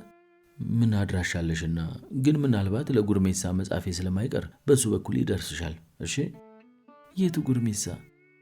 ጎርሜሳ ረዳ ነዋ፣ ሃይማኖተኛው። ዶን ኪሾቴ የደረቀ ጉሮሮውን ካራሰ በኋላ ንግግሩን አራዘመ። ከጋራ ብሩና ከሌሎች መንደሮች የመጣችሁ የቢሾፍቱ ከተማ ነዋሪዎች፣ መቼም እኔ መሃላችሁ መፈጠሬ ለሁላችሁም ኩራት ነው። የቢሾፍቱ ከተማ ነዋሪም ስልጡን ሕዝብ ነው። በቴክኖሎጂውም ቢሆን ከተማችን የታደለች ናት። የታንክና የሚግ ፋብሪካ እየተገነባልን እንደሆነ ሁላችንም እናውቃለን። የአየር ኃይል፣ የአየር ወለድና የአየር መቃወሚያ ዋና ዋና መስሪያ ቤቶች እዚህ ናቸው። በኢትዮጵያ ውስጥ ተወዳዳሪ የማይገኝለት ቄራና ወፍጮ እዚሁ ቢሾፍቱ ይገኛል። በዚህ ላይ በዚህች ጠባብ ከተማ 5 ሐይቆች አሉ። ዋናውና ትልቁ ሐይቅ ደግሞ እኛ የተፈጠርንበት ቢሾፍቱ መሆኑ ሊያኮራን ይገባል። ይህን ሁሉ የምለው ሕዝባችን ኋላ ቀር ያለ መሆኑን ለመግለጽ ነው። ይህ ከሆነ ዘንዳ እንደ ሩሲያዊ በኪነ ጥበብ በኩል ማድረግ አለብን። ፑሽኪን ለሩሲያ ስነ ጽሑፍ አብይ አስተዋጽኦ አድርጓል። ጥሩ ገጣሚና ደራሲ ነበር። እኔም የሱን ስራዎች በሙሉ አይቻለሁ ብል ማጋነን አይሆንም። የማዝነው ግን ፑሽኪን የኔን ስራዎች ማየት ባለመቻሉ ነው። አይቻልም እንጂ ነፍስ ዘርቶ ቢነሳ ይዤላችኋለሁ። እንደምታደምጡኝ ተስፋ አድርጋለሁ። መምሰል በሚል ርዕስ ነው የምቀርበው ብሎ ፋታም ሳይሰጥ ንባቡን ጀመረ። ዋንጫ ወትሮስ ልብ ገዝቶ ውሃ ገብቶት አገር ሊያጠምቅ ፈልቆ አፍልቆ ለፍቶ አልምቶ በጎ ህልም ሲያርቅ በጎ ህልም ሊያርቅ ቅዠት እንጂ የምረዳበት እብደት አመድ በዱቄት ሊስቅ ወንዝ ነይ ባይ አቅሙ ሲጠየቅ አሸዋ ላይ እንደ ደራሽ ተደፍቶ ጭንና ወዝ አብሮ ሳይለቅ አብሮ ሳይወርድ ተሻሽቶ ነበር ሆኖ ይቀራል የመምሰል ገጽታኛ ከፍተኛ። ወንዝ ነይ ባይ አቅሙ ሲጠየቅ አሸዋ ላይ እንደ ደራሽ ተደፍቶ ጭንጫና ወንዝ አብሮ ሳይዘልቅ ጭንጫና ወንዝ አብሮ ላይ ዘልቅ አብሮ ላይ ወርድ ተሻሽቶ ነበር ሆኖ ይቀራል የመምሰል ገጹ ከፍቶ ሆኖ ይቀራል የመምሰል ገጹ ተከፍቶ እንደ ቢራቢሮ ሹም በወረቀት ላይ ቀለም ደምቆ የውሸት እሱነቱን አርግዞ ልብ አማሎ አይንን አንጓሎ እንደ ግሽብ የማሽላ አንጓ ተመዞ በነፍስ ሲወዛወዝ በቀውሌነት ተኮርቶ በከኔ በላይ ማን ተይዞ መምሰል ክፉ ህመም መምሰል የክፉ ባህሪ ንግድ በእብለት ውክልና ያልሆኑትን ለመሆን ፈልጎ ከመሄድ ለኩዳድ ልብ እንበል ዛሬ መምሰል እንደ እምቧይ ነው የሚካብ እሱነቱን መሆን ሲችል ሌላ ሆኖ ማንነቱን የሚራብ ልብ እንበል ዛሬ ቢሾፍቱ የኑሮ ብሄል ዱካ ለአይን እንኳ ርቆ ስርዓት በስርዓት ኮትም በኮተት ቢተካ ጎሬ ለጎሬው አልፎበት የወርቅ ወንበር ብንጣላ የትላንቱ ቱሪስቶች ዛሬ የነጮች ጌኛ ዘራፊነቱ ቢያይል ይህ ስሜት ተንጋዶ መስመር የሳተለት ነው የሚመረመረው። ይህ ስሜት ተንጋዶ መስመር የተሳለለት ነው የሚመረመርም። ጭምብሉ የሸሸለት ማንነቱ አቶለት ዓላማ ግቡ የሚጣመምም። አንድ ተረት አውቃለሁ። ሞኝ ሆዳም የንፍሮን ጮማ ከማሰሮ ሆድ አይቶ ማን ያውጣው መዳፉን ከሸክላው አፎት ከቶ ማን ያውጣው መዳፉን ከሸክላው አፎት ከቶ ዛሬ ሆድ ተጃጅሎ እንደ ተዋን ከርስ ቢቆዘር ዛሬ አይን ዘራፍ ብሎ እንደ አባ አበው ቢፎክር እንደ ጅል ቀፈታም የለየለት በልቶ ያለለት በልቶ ነው የሚያድር። ታዲያ ልብ እንበል ልብ ይመዝናል ሰጥቶ ፋታ አልያም መስመር የሳቱ ለታ በቅዠት የታየ ቦታ የቀን ህልም ሆኖ ሲቀር የቆሰለ የልብ ስንካፍ በጸጸት ስለት ሲጫጫር ዛሬ አይን ዘራፍ ብሎ እንደ አባ አበው ቢፎክር እንደ ጅል ቀፈታም የለት በልቶ ነው የሚያደር። ታዲያ ልብ እንበል፣ ልብ ይመዝናል ሰጥቶ ፋታ፣ አሊያም መስመር የሳቱ ለታ። በቅዠት የት ቦታ የቀን ህልም ሆኖ ሲቀር፣ የቆሰለ የልብ ስንካፍ በጸጸት ስለት ሲጫር፣ ድንኳን ሰብሮ እንደገባ የግመል ልጅ ያኔ ነው ያለፈው ንዳድ ሆኖ የሚፋጅ። ዓላማ በጊዜያዊ ፍላጎት ማጥ ውስጥ ሰጥሞ አስተሳሰብ ሲለውጥ፣ ሕዝባዊነት እንደ ኳስ ሜዳ ኮርኒ ሲጋለጥ፣ እንደ ቅጥፈት ፈገግታ የውሻ ሳቅ መስሎ ሲገጥ፣ የህሊናውን ሐቅ አስታውኮ ደርሶ ሲፈላሰፍም ልቡም ሲላጥ፣ መዘላበድ ይጀምራል የታሪክ ስሩን በመቆፈር። አጅሬ ምን ሆነን ነው ይላል አሉ የሴም ግንድ ሐመር ዘር። አባቱላ ትዕግሥታቸው ስላለቀ ንባቡን አቋረጡት። ምን አለ ወረቀትህን ወዲያ በትቶ፣ የፈለግከው ተሰጥቷል አሁን ደሞ እንጠጣበት። አባቶላ እርሶ እንዲያዳምጡ ስለ አሮጌ ልብሶች መጻፍ አለብኝ። አገራችን በኪነ ጥበብ መጥመቅ በጀመረችበት ዘመን ላይ መሆናችንንም ለምን አይገነዘቡልንም? ግን ኤዲያ ይቺ ሀገር ምን ነው የኪነ ጥበብ ዋር ካልበረከትላት አለሳ። 2 ገጽ ማዳመጥ ያቅታችኋል ልበል? ምን አለ ብታስጨርሱኝ። ጠጪው ሁሉ አባቶላን ደግፎ ተንጫጫበት። ግጥም የማናውቅ አረከን? 2 ወረቀት ሙሉ አነበብክ፣ አንዱም አልገባን። ማንን ለማታለል ነው አንተ? ከአንተስ መንገድ ዳር የሚለምኑት ይሻሉናል፣ ዜማቸው አንጀት ይበላል። ገጣሚው ዶን ኩሼቶ ምላሽ ለመስጠት ሞከረ። ያነበብኩላችሁ የመሸታ ቤት ግጥም ሳይሆን ቅኔ ነው። ወዲያ አርፈ ቁጭ በል ለማኝ። ቁጭ በል እባክህ፣ ቁጭ አላለም እኮ አሁንም። ቁጭ በል። እጁን እያወራጨ ይጮህ ጀመር። አባቶ ላይ አድምጡኝ። ስለ ዶን ወንዝ ያውቃሉ? የበኮጆ ኤንድ ኳየት ፍሎዝ ዘዶንን አላነበቡትም? የምር ከመጣ እኔ ከቢሾፍቱ ሌላ ወንዝ አላውቅም። ታዲያ እኔና እርሶ እንዴት እንግባባለን? ቀበሌ ተግባቡ አላላ አለን እኮ። ምነው አርፈ ብትጠጣ አንተ? እሺ የእርሶ ይቅር። ሚጋ አንተ ልጠይቅ። ሴራ ቪቮ ሚችን ታውቀዋለህ? የእሱን ሥራዎች አጢናቸዋል? ሰርስረህ ይበጠስ አንተ ነህ እኔን የምትፈታተነኝ? ስማ ዶን ኩሼቶ በሎጌ በኩል እስከ ፊንዶላሳ ድረስ ጋሪ የነዳው ሰው ነኝ እኔ። ሙሉ የሐረርን ገበሬ ጠይቅ። ማንም ባለ ጋሪ ያልደፈረውን የበልበላ ወንዝ 2 ኩንታል ማዳበሪያ ጭኜ ነው የረርጉም እስከ ጉልበቴ ወርዶ ፈረሴን በፉጨት ብቻ እየመራው የጨፌ ዶንሳን ጭቃ ተመላልሸበታለሁ። የፈለከውን ጠይቅ ይነግሩሃል። በሞተው ፈረሴ የረርን ዞሬ በአዲስ አበባ አፋፋ ላይ ብቅ አልኩ። ክልክል ነው ሲባል ሰማ ነበር። ልጓም ስቤ የረርን እያስታከኩ በኮጆ ላይ አደራ አደረኩት። እንዳንተ ጠጅ ለምኝ አልጠጣሁም። ሞቻለሁ። አንተ ነህ እኔን የምትፈታተነኝ ግን። ዶን ኩሼቶ በዝቅተኛ ድምፅ አጉረመረመ። ድሮም ላይ አማራ አይጥማትም። አንቷን ቾዬቭ ታዋቂ የሆነው ከሞተ በኋላ ነው። እኔም በቁሜ ልዋረድ እችላለሁ። ስሞት ሀገር በሙሉ የጸጸት ማቅ ይለብስልኛል። ኢትዮጵያዊውም እጆቹን ወደ ፈጣሪ ይዘረጋል። ኢትዮጵያ ተበጽሐ እደዊሃ ሀበ እግዚአብሔር እንዳሉ። ከዚያም የብርሌውን አንገት አነቀ።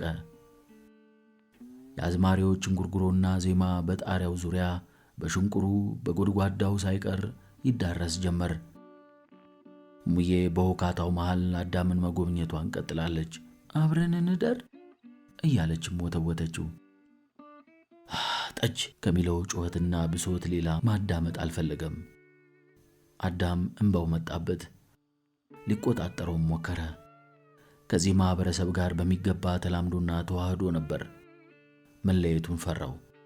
መኮንንነት ሊከበር የሚገባው የዘመናችን ታላቅ ምርጫ ነው የሚሉት ታላቁ ሰው ያቃጭሉበታል። የታሪክ መገጣጠሚያው ስራ አስኪያጅ የሆነ ህልም ያናውዘዋል። አዳም ዲስኮ ሰዓቱን እያየ ነው። ሊመሽ ነው። የሚስጥራዊ የታንክ ፋብሪካ ሹፌሮችና ባሬላ ተሸካሚዎች ከአሸዋ መጫኛውና መኪናው ላይ ወርደው የሚዶሯቸውን ኮረዶች ሊጋብዟቸው እየተንጋጉ የሚመጡባትን ደቂቃ ደረሰችባቸው። አዳም ወደ ቤቱ ሊያዘግም ገደል ግቡን ለቆ ወጣ።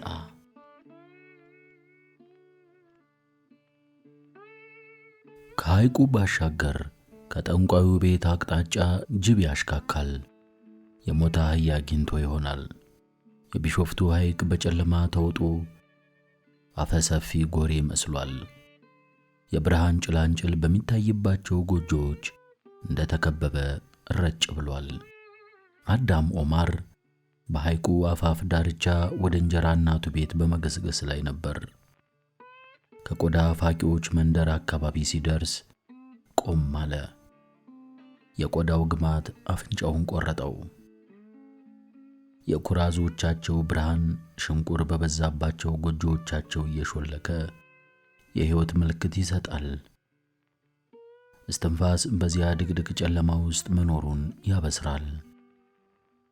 አዳም ዋናውን ጎዳና ለቆ ወደ መንደሮቹ ታጠፈ።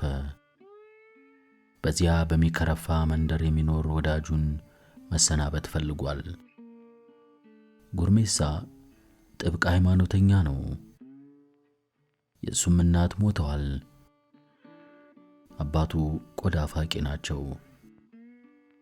በባህሪው ጭምት ነው። ይሁን እንጂ የድምፁ ክረት፣ ኃያልነትና ጥራት ግን ያንን ከመሰለ ሰው የሚወጣ አይመስልም። አዳም ዘልቆ ሲገባ መጽሐፍ ቅዱስ ላይ ተደፍቶ ያነበንም ነበር። እንደምን አመሻችሁ ብሎ ነበር ወደ ውስጥ የዘለቀው። በኢየሱስ ስም ደህና ነን፣ ግባ። ጉርሜሳ ብቻውን ነበር። እህቱም አባቱም ከቤት አልነበሩም። ጉርሜሳ ደህና ነህ አለው አዳም። እንደምን ከረምክ አዳም? ዛሬም የእጁ ቀድሞ ገባ። ከዚያው ሰይጣናዊ ስፍራ ነው የምትመጣው? ተጎርታል አዳም። ስምህ ቅዱስ ነበር። ባህሪህ የተበላሸ ሆነ። ሰይጣን ይፈታተንሃል። አሁንስ ለአንተ መጸለይ ሳያስፈልገኝ አልቀረም። የአርመን ሰፈር ነዋሪዎቹን እንደ እባብ ትቀጠቅጣቸዋለህ ይባላል። አውቃለሁም። ምናልባት ኢየሱስን ከተቀበልክ እጅግ ጠንካራ አማኝ ይወጣል ይሆናል። እጅግ ጠንካራ አማኝ ይወጣል ይሆናል ብዬ ስለማምን ነው የማቀርብህ። እየጸለይኩልህም ነው። ልብህን ወደ ጸሎት የምትመልስበት ቀን ይናፍቀኛል። ወደ ጦር ሜዳ እየሄድኩ ነው አለው አዳም በመኩራራት። ጦር ሜዳ ሲል በመገረም ጠየቀው። የቢሾፍቱ ሕይወት ታከተኝ። የአርመን ሰፈር ሰዎች ሁሉ ጠሉኝ። እንጀራ እናቴ ነጋ ጠባ ከቤቷ እንደወጣላት ትነተርከኛለች። ዓርብ ሮብ ጠንቋይ ቤት ትመላለሳለች። በመርዝ ልትገለኝም ስለምትችል መሸሽ ነው የሚያዋጣኝ። ከስራዬም ተባረርኩ። በዚች መንደር ካንተና ከሙዬ በቀር በቀና የሚያየኝ የሚያናግረኝም ሰው የለም። ከዚህ ሁሉ ጭቅጭቅና ጣጣ ለመራቅ ውትድርና ተመዘገብኩ። ወይም በዚያው ቀራለሁ፣ አሊያም ከዕለታት አንድ ቀን አንገቴ ቀና ብሎ የታንክ መገጣጠሚያው ስራ አስኪያጅ ሆኜ ወደ ቢሾፍቱ እመለሳለሁ። ትላንት የጤና ምርመራ አድርጌ ጨርሻለሁ። ያው ጉዞ ነገ ነው። ሁሉም በጌታ ትእዛዝ ነው የሚፈጸመው። የድልህ መሳካት ወደ ጦርነት ከመሄድ ጋር ሊገናኝ ይችል ይሆናል። የአምላክ መምጫው አይታወቅም። ኢየሱስን በልቦናህ አኑረው። አዳኛችን አንድ ኢየሱስ ክርስቶስ ነው። በእኔ መኑ ትድናላችሁ ብሏል። አንኳኩ ይከፈትላችኋልም ብሏል። ኢየሱስ ክርስቶስ ያንተን ቅን ልቦና እየጠበቀ ነው። ክፈትለት ይግባ። ጦርነት ያዘዘብን ለቅጣት ነው። መጸለይ አለብን። ጦርነትን በጦርነት ማቆም አይቻልም። በጸሎት ነው የሚቆመው። ጌታችን ኢየሱስ ክርስቶስ የራሱ መንገድ አለው። መድረሻ ሳጣ ሄጄ ተመዘገብኩ። ሰው ነኝ፣ መኖር አለብኝ። ተልከስክሼ ከምኖር ወግ ያለው ሞት መሞት ይሻል ይሆናል። ከኔ ሕይወትም የጥንባን ሰዎችና የጆፌዎች ኑሮ ስንት እጅ የተሻለ እንደሆነም ይታየኛል። አዳም አትሳሳት። እግዚአብሔር ሁሉንም በመልኩ የፈጠረበት የራሱ ምክንያት አለው። ባየር ቀዝፈህ ምናምኑን ለቃቅመህ ለመኖር መመኘት የለብህም። ክንፍ ለርግብ፣ ለቁራ፣ ለድንቢጥ፣ ለጭራ ርጅም፣ ለግንደ ቆርቆር፣ ለወማይ የተመደበ ነው። እኛን ደግሞ አክብሮን በአምሳሉ ፈጥሮናል። ልናመሰግነው እንጂ ልንወቅሰው አይገባንም። ለማንኛውም ነገር ለጉዞ ከመነሳት በፊት ጎራ ብለህ ጠይቀኝ፣ የምታነባቸውን አዘጋጅልሃለሁ። በጥልቀት እንወያያለን።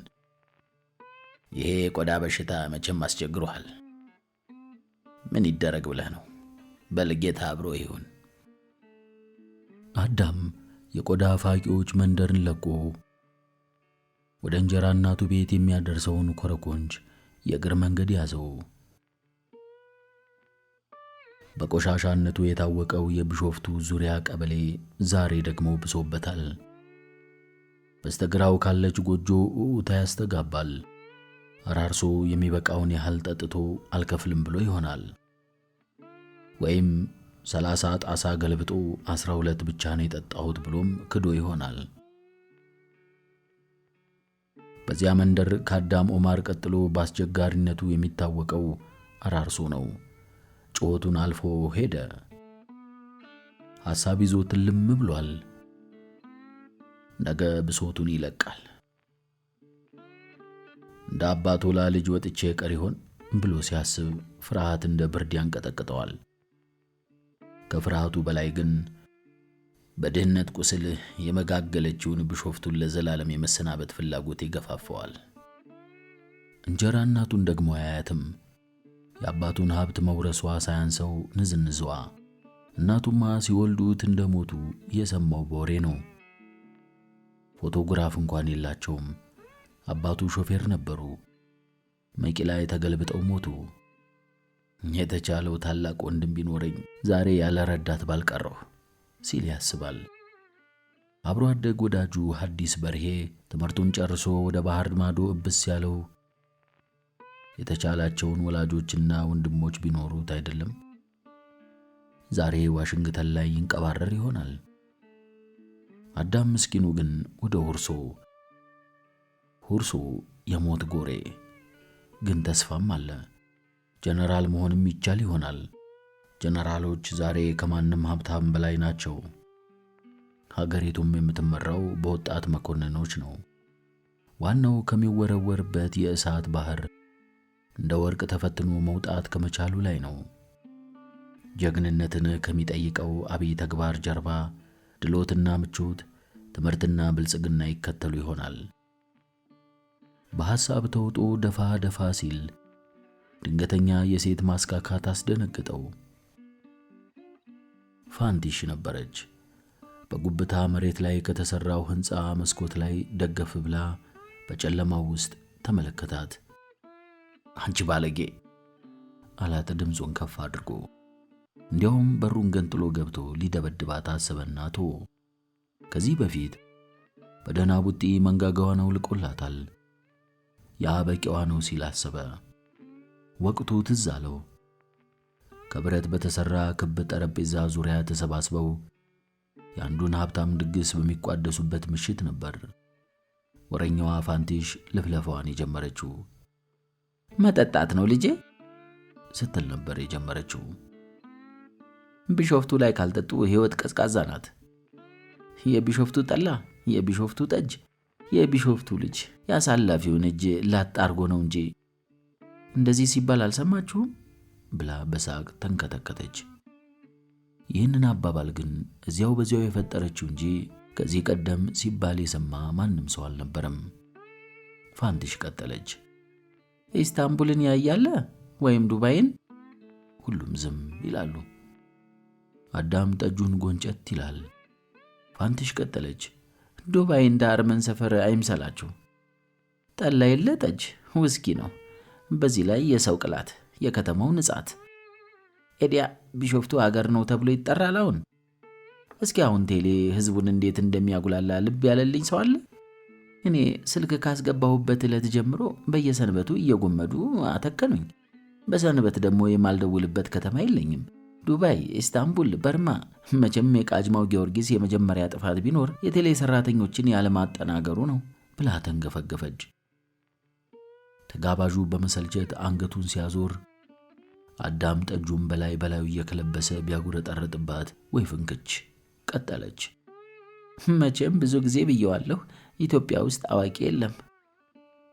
ያ ጎረቤቴ የሚኖረውን የስም ዶክተር መቼም ታውቁታላችሁ አይደል? በርማንን፣ ኢስታንቡልን፣ ዱባይን ቀርቶ ገዳሪፍን ሳያይ ነው ዶክተር ያደረጉት። እኔ በ10ሩም ጣቴ እፈርማለሁ። እንኳን ሰው ላማከም አይችልም እኮ። በቅርቡ አንዲት መኪና መመላለሻ ብትሆነኝ የባለቤቴን ኮቶች ላውንደሪ ሳደርስ ገበያ ስትሄድ እጠቀምባታለሁ ብዬ ልገዛ አሰብኩና መቼም አዋቂ ነው ብዬ በቁም ነገር ቤቱ ሄጄ ለመኪና የማስገቢያ አዲስ በር ልከፍት ነውና በየት በኩል እንደሚሻል አማክረኝ አልኩት። አላውቅም ብሎኝ እርፍ። አይ በርማን አለማየት ብላ በሳቅ ስትፈነድቅ አዳም በቡጢ መንጋጋዋን አቀመሳት። ጠጮቹ አንጀታቸው ቅቤ ሲጠጣ ፋንቲሽ ተዋን አቀለጠችው። ከዚያ ወዲህ እንደተጠማመዱ ነበር። ዛሬ ሳቀችበት። ወታደርነት ሊሄድ በመዘጋጀቱ ደስታዋን በሳቅ ገለጠች። አልፏት ወደ እንጀራ እናቱ ቤት አዘገመ። 2 ልጆቿን ኮልኩላና ጋቢ ተከናንባ ከቤቱ ደፍ ላይ ተቀምጣ ነበር። መርዟን ልትረጭ የተሰናዳች እባብ መስላ ታየችው። እናም ሳያስበው ቀጥ አለ። ምን እግርህን ያዘህ? እንደ ባል እያመሸህ ትውረገረግብኛለህ? የለም ና ደብድበኝ፣ ራት አቅርቢ ብለህ ጨፍርብኝ እንጂ ና ቀጥቅጠኝ፣ የእኛ ባለ ሱሪ፣ የእኛ ወንድ ስትል በሹል ምላሷ ተቀበለችው። ከዚህ በኋላ ምንም አይነት ወቀሳና እርግማን መስማት እንደሌለበት ወሰነ። እዚያ የማደር ዕቅዱንም ሰረዘው። በቃሽ አንቺ አሮጊት ሲል አፈጠጠባት። ከእንግዲህ ላፊ ብትናገሪ አንገትሽን እበጥስልሻለሁ። እውታ አሰማለሁ ብትይም ጉሮሮሽን ነው ዘነዘና መወትፍበት። ስሚ አንቺ ጡታም ውሻ፣ ልብሶቼን ይዤ እወጣልሻለሁ። ከፊትሽ ለዘላለሙ ለመጥፋትም 4 ደቂቃ ብቻ ይበቃኛል ብሎ ወደ ውስጥ ዘልቆ ገባ። እንጀራ እናቱ ተንፈሽ አላለችም። እንዳውም ከ4 ደቂቃ በላይ አልፈጀበትም። በአንዲት አሮጌ የሸራ ሻንጣ ልብሶቹን አንጠልጥሎ ብቅ አለ። እራትህን አልበላህም አለችው። ለዚያ ለሟርተኛ ጠንቋይ ውሰጅለት። ይህንም ብሎ ከጨለማው ከርስ ገብቶ ተሰወረ። በሐሳቡ እሙዬ ነበረች። ምዕራፍ 8 ሊዘንብ ፈልጓል። በአስቸኳይ አዲስ አበባ በኃይለኛ ብርድ ተመታ ታነጥሳለች። በአስቸኳይ ትዕዛዝ ከመላው ኢትዮጵያ የተመለመሉት እጩ መኮንኖች አዲስ አበባን በሚለቁበት ምሽት ባቡር ጣቢያ በወላጅ እምባ የተሞላ አልነበረም። አብዛኞቹ ወጣቶች ለጉዞ የተነሱት ከወላጆቻቸውና ከዘመዶቻቸው ተሸሽገው ይመስላል። ሁሉም አፍላ ወጣቶች ናቸው። አዳም በሙዬ ጠረን እየተዝናና ነበር አዲስ አበባ ባቡር ጣቢያ የደረሰው። ጥሩ ሌሊት አሳልፏል። የዋሃና ሆደ ቡቡሃ ሙዬ በእንባዋ ስታጥበው ነበር ያደረችው። አልተከፋም። ተስፋ ነው ያደረበት። የሸኘችው ብቻዋን ነበር። ሌላም ሸኛ አልጠበቀም። ቢጠብቅም እርግማን ነው። እንግዲህ ደህና ሁኚ ብሎ ሲስማት ሁሉ በእንባዋ ታጅቦ ነበር። ጠረኑ አልተለየውም፣ እንዲለየውም አልፈለገም። እንባዋ ያጽናናዋል። እያጽናናውም ነበር ከማያውቃቸውና ከማያውቁት ምስሎቹ ጋር የተቀላቀለው። የገዛ ዓይኑን ማመን አልቻለም። ሻንጣ ካንጠለጠለበት ተጓዦች መካከል አዲስ በርሄን ማየቱ ሕልም እንጂ እውን ሆኖ አልታየውም። እሱም አውቆት ኖሮ ወደ አዳም ተንደረደረ። በሞቀ የናፍቆት ስሜት ተቃቀፉ። አዲስ ብዙ የተገረመ አይመስልም። አዳም ግን ሕልም ነው የመሰለው። ዋሽንግተን ነው ብለን ስናስብ ብሎ ጮኸ። ሕይወት ዘወትር ዘወርዋራ ናት ልጄ ብሎ ፈገግ አለ። ከቶ ከውጭ ሀገር የመጣ አይመስልም። እንዴት መጣ አዲስ? ሕልም ነው እውን ነው? የእናት ሀገር ጥሪ ነው ብሎ እንደገና በፈገግታ ታጀበ። አትቀልድ አዲስ። መቼ ቀለድኩ? ኢትዮጵያን ከወንበዴዎች ሴራ ለማዳን በሚደረገው ውጊያ ለመካፈል ነው የመጣሁት። አንተስ ወደ ዘማች አይደለም እንዴ? ታፍሳ አልገባም ብሎ ጀርባውን ቸብ ቸብ አደረገው። ስራ ሳጣ ምርጫ ሲጠፋ ነው ውትድርና የገባሁት። ያንተ ግን አይታመንም። ወላጆቼ የተቻላቸው ናቸው። ወንድም አሜሪካን ሀገር ተንደላቆ ይኖራል። ውትድርና የሚያስገባ ምን ጉድ ገጠመ ብሎ በገራሚ ይወተውተው ነበር። ከተለያየን ብዙ ጊዜ ሆነን አዳም ኦማር፣ 4 ወይም 5 ዓመት መሰለኝ። አልተለወጥክም። ፊት ብቻ በልዟል። ትደባደባለህ፣ ትጠጣለህ፣ ታጤሳለህ ብሎ ከት ብሎ ሳቀ። የሥራ አጥ ወጣቶች መለያ ባህሪ ነው። እውን አንተ አዲስ በሬ ነህ? አዲስ ነኝ አዳም። አንተ የማትረባ አረመኔ። በሌሊቅ አዲስ አበባ ላይ ሻይ ቢጤ እንቀማምሳለን። ለብርዱም ለወሬውም እንዲያመችን። የመነሻችን ሰዓት ገና ይመስለኛል። ወደ ለገሃር ሚኒት ሲያመሩ አዳም ይለፈልፍ ነበር። እስከ ዛሬ ግን የት ነበርክ? የሰማነው በሱዳን በኩል ወደ አሜሪካ መሻገርህን ነበር። ዋሽንግተን ተቀምጦ ረሳም ብለን ስናማ ቤት ዞረ ለሁርሶ ታጨባከ። ከአዲስ ገጽታ ላይ የሐዘንና የቁጭት ስሜት በግልጽ እየተነበበበት ታሪኩን ያጫውተው ጀመር።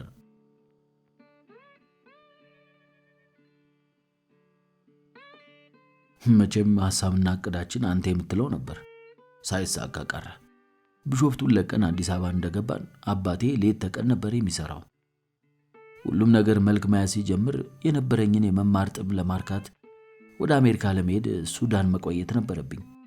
ከዚያ ወዲያ የሆነውን ሁሉ የሰማኝም አይመስለኝም። እኔ ወደ ሱዳን እንደወጣሁ አባቴ የሻዕቢያና የወያኔ ተባባሪ ነህ ተብሎ ታሰረ። አልቆየም ተገደለ። ጋሽ በሬ ተገደሉ ነው እንዴ የምትለኝ ብሎ አዳም ጮኸ። ገደሉት። የአባቴን መገደል ሱዳን ሆኜ እንደሰማው ቤት ውስጥ ሌላ ልጅ ስለሌለ እንደ አባት ሆኜ ማስተዳደር ብችል ብዬ ተመለስኩ። ቤት ስደርስ ግን በሐዘን ላይ ሐዘን ጠበቀኝ። እናቴ እያጣጣረች ነበር። አልቆየችም ሞተች። የነበረን ቋሚም ሆነ ተንቀሳቃሽ ንብረት ስለተወረሰብን ውትድርናን የመጨረሻ አማራጭ ሆኖ አገኘሁት። ማን ያውቃል? የሚሆነው እኮ አይታወቅም። ለጊዜው ለመደበቂያም ጥሩ ነው። እኔም ባልሆን ሁኔታው እንደ በግ ተጎትቼ ከምገደል የተሻለ ነው። ወዳጅ አዳም፣ ታሪኬ ባጭሩ ይህንን ይመስላል። አዝናለሁ አዲስ፣ በወላጆቼ ላይ ስለደረሰው አደጋ ከልብ ያዝኛለሁ ብሎ በእርግጥም ከልቡ ማዘኑን ለመግለጽ አንገቱን አቀረቀረ። ለጥቂት ደቂቃዎችም በዝምታ ተቀምጠው ማኪያቷቸውን ማጣጣም ጀመሩ። ሲያንዣብብ የነበረው ቁልል ደመና ማርከፍከፍ ጀመረ። ነፋስ ይነፍሳል። ልዩ ልዩ ሰዎች ሻይና ማኪያቶ ለመጠጣት እንዲሁም ለመጠለል ወደዚያች ጠባብ ክፍል እየገቡ ታጨቁ እና አዳምም ለመውጣት አልፈለጉም። በጣም ይደንቃል። የምትነግረኝ ሁሉ እጅግ አሰቃቂ ነው። አንድን ቤተሰብ በዚህ ሁኔታ ማፈራረሳቸው ያሳዝናል አለ አዳም ጨዋታውን በመቀጠል። ጋሽ በሬን ያህል ትልቅ ሰው ከወንበዴዎች ጋር ማገናኘታቸው እስኪ ምን ይባላል? ከወንበዴዎቹ ጋር ግንኙነት ነበራቸው ወይ ብሎ በቀጥታ መጠየቁን አልወደደውም። የተፈጥሮ አጋጣሚ ሆኖ ትግሬዎች ሆነን ተፈጥረናል። እንደገና በታሪክ አጋጣሚ ይህንን መንግስት በውጊያ ወጥረው የያዙት ትግሬዎች ናቸው እና በመንግስት ግምት እኛ ሁሉ መጥፋት አለብን። ይገርማል፣ ትግሬ መሆኔን ጠላሁት። ይህ ሁሉ በደል የደረሰብን ትግሬዎች በመሆናችን ብቻ ነው ብሎ በሐዘንና በብስጭት ስሜት ተኮራመተ። አዳም በእጅጉ ተነካ። ወዲያው አንድ እብድ ለማኝ ወደ ካፍቴሪያው ገባ። አንድ እግሩ ሽባ ነው። ከዘራውን እየተመረኮዘና እንጣጥ እያለ ወደ ውስጥ ዘለቀ። የደቡብ ኢትዮጵያ ሰው ይመስላል። ግራ ቀኝ ተጠቅጥቆ ትኩስ ቡናና ማኪያቶ በሚደጋግመው ተስተናጋጅ ላይ ይደነፋ ጀመር። ዛሬ እግሬ ተሽመድምዶ ብታዩኝ ስፈጠር እንደዚህ እንደነበርኩኝ እንዳይመስላችሁ። ቆሽሼ ብታዩኝ እንዲሁ የተፈጠርኩ እንዳይመስላችሁ። እንደናንተው ሰው ነኝ፣ ያውም ባለንቆ ጭንቅላት። ማንንም ደሞ አልፈራም። መንግስቱ ኃይለ ማርያም ወንድ አህያ ነው ብዬ መጮህ እችላለሁ። who cares the dead fish? መልስ የሚሰጠኛል? ማን ነው መልስ የሚሰጠኝ? በጃንሆይ ጊዜ ነበርን፣ ዛሬም አለን፣ ነገም እንኖራለን። ትላንትም ዛሬም እኛው ነን። እኛ ካለን ነው ስልጣን የሚኖረው። እኛ ከሌለን ማን ላይ ነው ስልጣን የሚፈናጠጠው? ጠጪው እርስ በራሱ ይተያይ ነበር። ዝናቡ እያየለ ባይመጣ ኖሮ እያንዳንዱ ሂሳቡን እየከፈለ ውልቅ ባለ ነበር። እብዱ ለማኝ በጨለማው ጠጅ ሽታ የቤቱን አየር እየበከለው በከፍተኛ ድምፅ ቀጥሏል። ጃንሆይን የተቃወምኩ የ3ኛ ዓመት የኢንጂነሪንግ ተማሪ ነበርኩ። ቀደም ያልኳችሁ ወንድ አህያ ስልጣን ላይ ሲወጣ የለውጥ ታጋዮችን በጥይት ደበደበ። እኔ እንደምታዩኝ ሽባ ነኝ። ብዙዎች እንደ ውሻ ሞተዋል። እንኳን አተረፈ በሉኝ እንጂ በጎ መመኘት የሀገር ወግ አይደለም እንዴ? አንድ በእድሜ የገፋ ሽበታም ሰው እንዳቀረቀሩ ካፍቴሪያውን ለቀው ወጡ። ሲራመዱ ይንሻፈፋሉ። እብዱ ለማኝ ወደ ሽማግሌው ዞረ።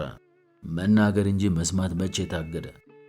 ብቻ እውነት አለ ብሎ ባልታሰበ ድንገተኛ ሳቅ ተንፈቀፈቀ። ምስኪኖቹ ሕዝብ ሲባል ያሳዝነኛል።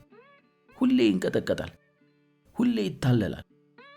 የነገሩትን ያምናል፣ ባያምንም ያመነ ይመስላል። ሃይ ሕዝብ ብዛቱ ደግሞ ሕዝብ ሲባል ቡቱቷሙም አሹቃም ነው አቦ። እንኳንም ሕዝብ አልሆንኩ እና ለምን ሰማችሁ ስትባሉ መልስ የላችሁም። ቡና ልጠጣ ገብቼ ስትሉ ለምን ጆሮህን አልያዝክም? ለዚህ መልስ ከየት ሊመጣ? አይ ሕዝብ መሆን ችግሩ። የካፍቴሪያው አስተናጋጅ 2 ጠብደሎች አስከትሎ ደረሰ። ወጠምሻዎቹ እብዱን ለማኝ በቡጢ እየነረቱ አስወጡት። ተስተናጋጅ ተንፈስ ያለው ይህንን ጊዜ ነበር። አዳምም ሰዓቱን ተመልክቶ ወደ ሐዲስ ዞረ። እንሂድ አለው። ጊዜው ላይን ያዝ አድርጓል። ማምሻውን ከባድ የክረምቱ መውጫ ላይ ዶፍ ሊወርድ በዝግጅት ላይ ያለም ይመስላል። እጩ መኮንኖቹ እየፈጠኑ ወደ ባቡር ጣቢያው ሲያመሩ እብዱ ሰውዬ ዝናብ ላይ ቆሞ ሲሳደብ ደረሱበት። የሞተች አህያ ጅብ አትፈራም። ከፈለኩ ቤተ መንግስቱ ደጃፍ ላይ ተኛለሁ። እናንተ የምትፈሩትን አህያን ገላምጠዋለሁ። ማን ይፈራል ሞት? ማን ይፈራል ሞት? ማን ይፈራል ለእናት ሀገር ሲባል አልፈውት ነጎዱ።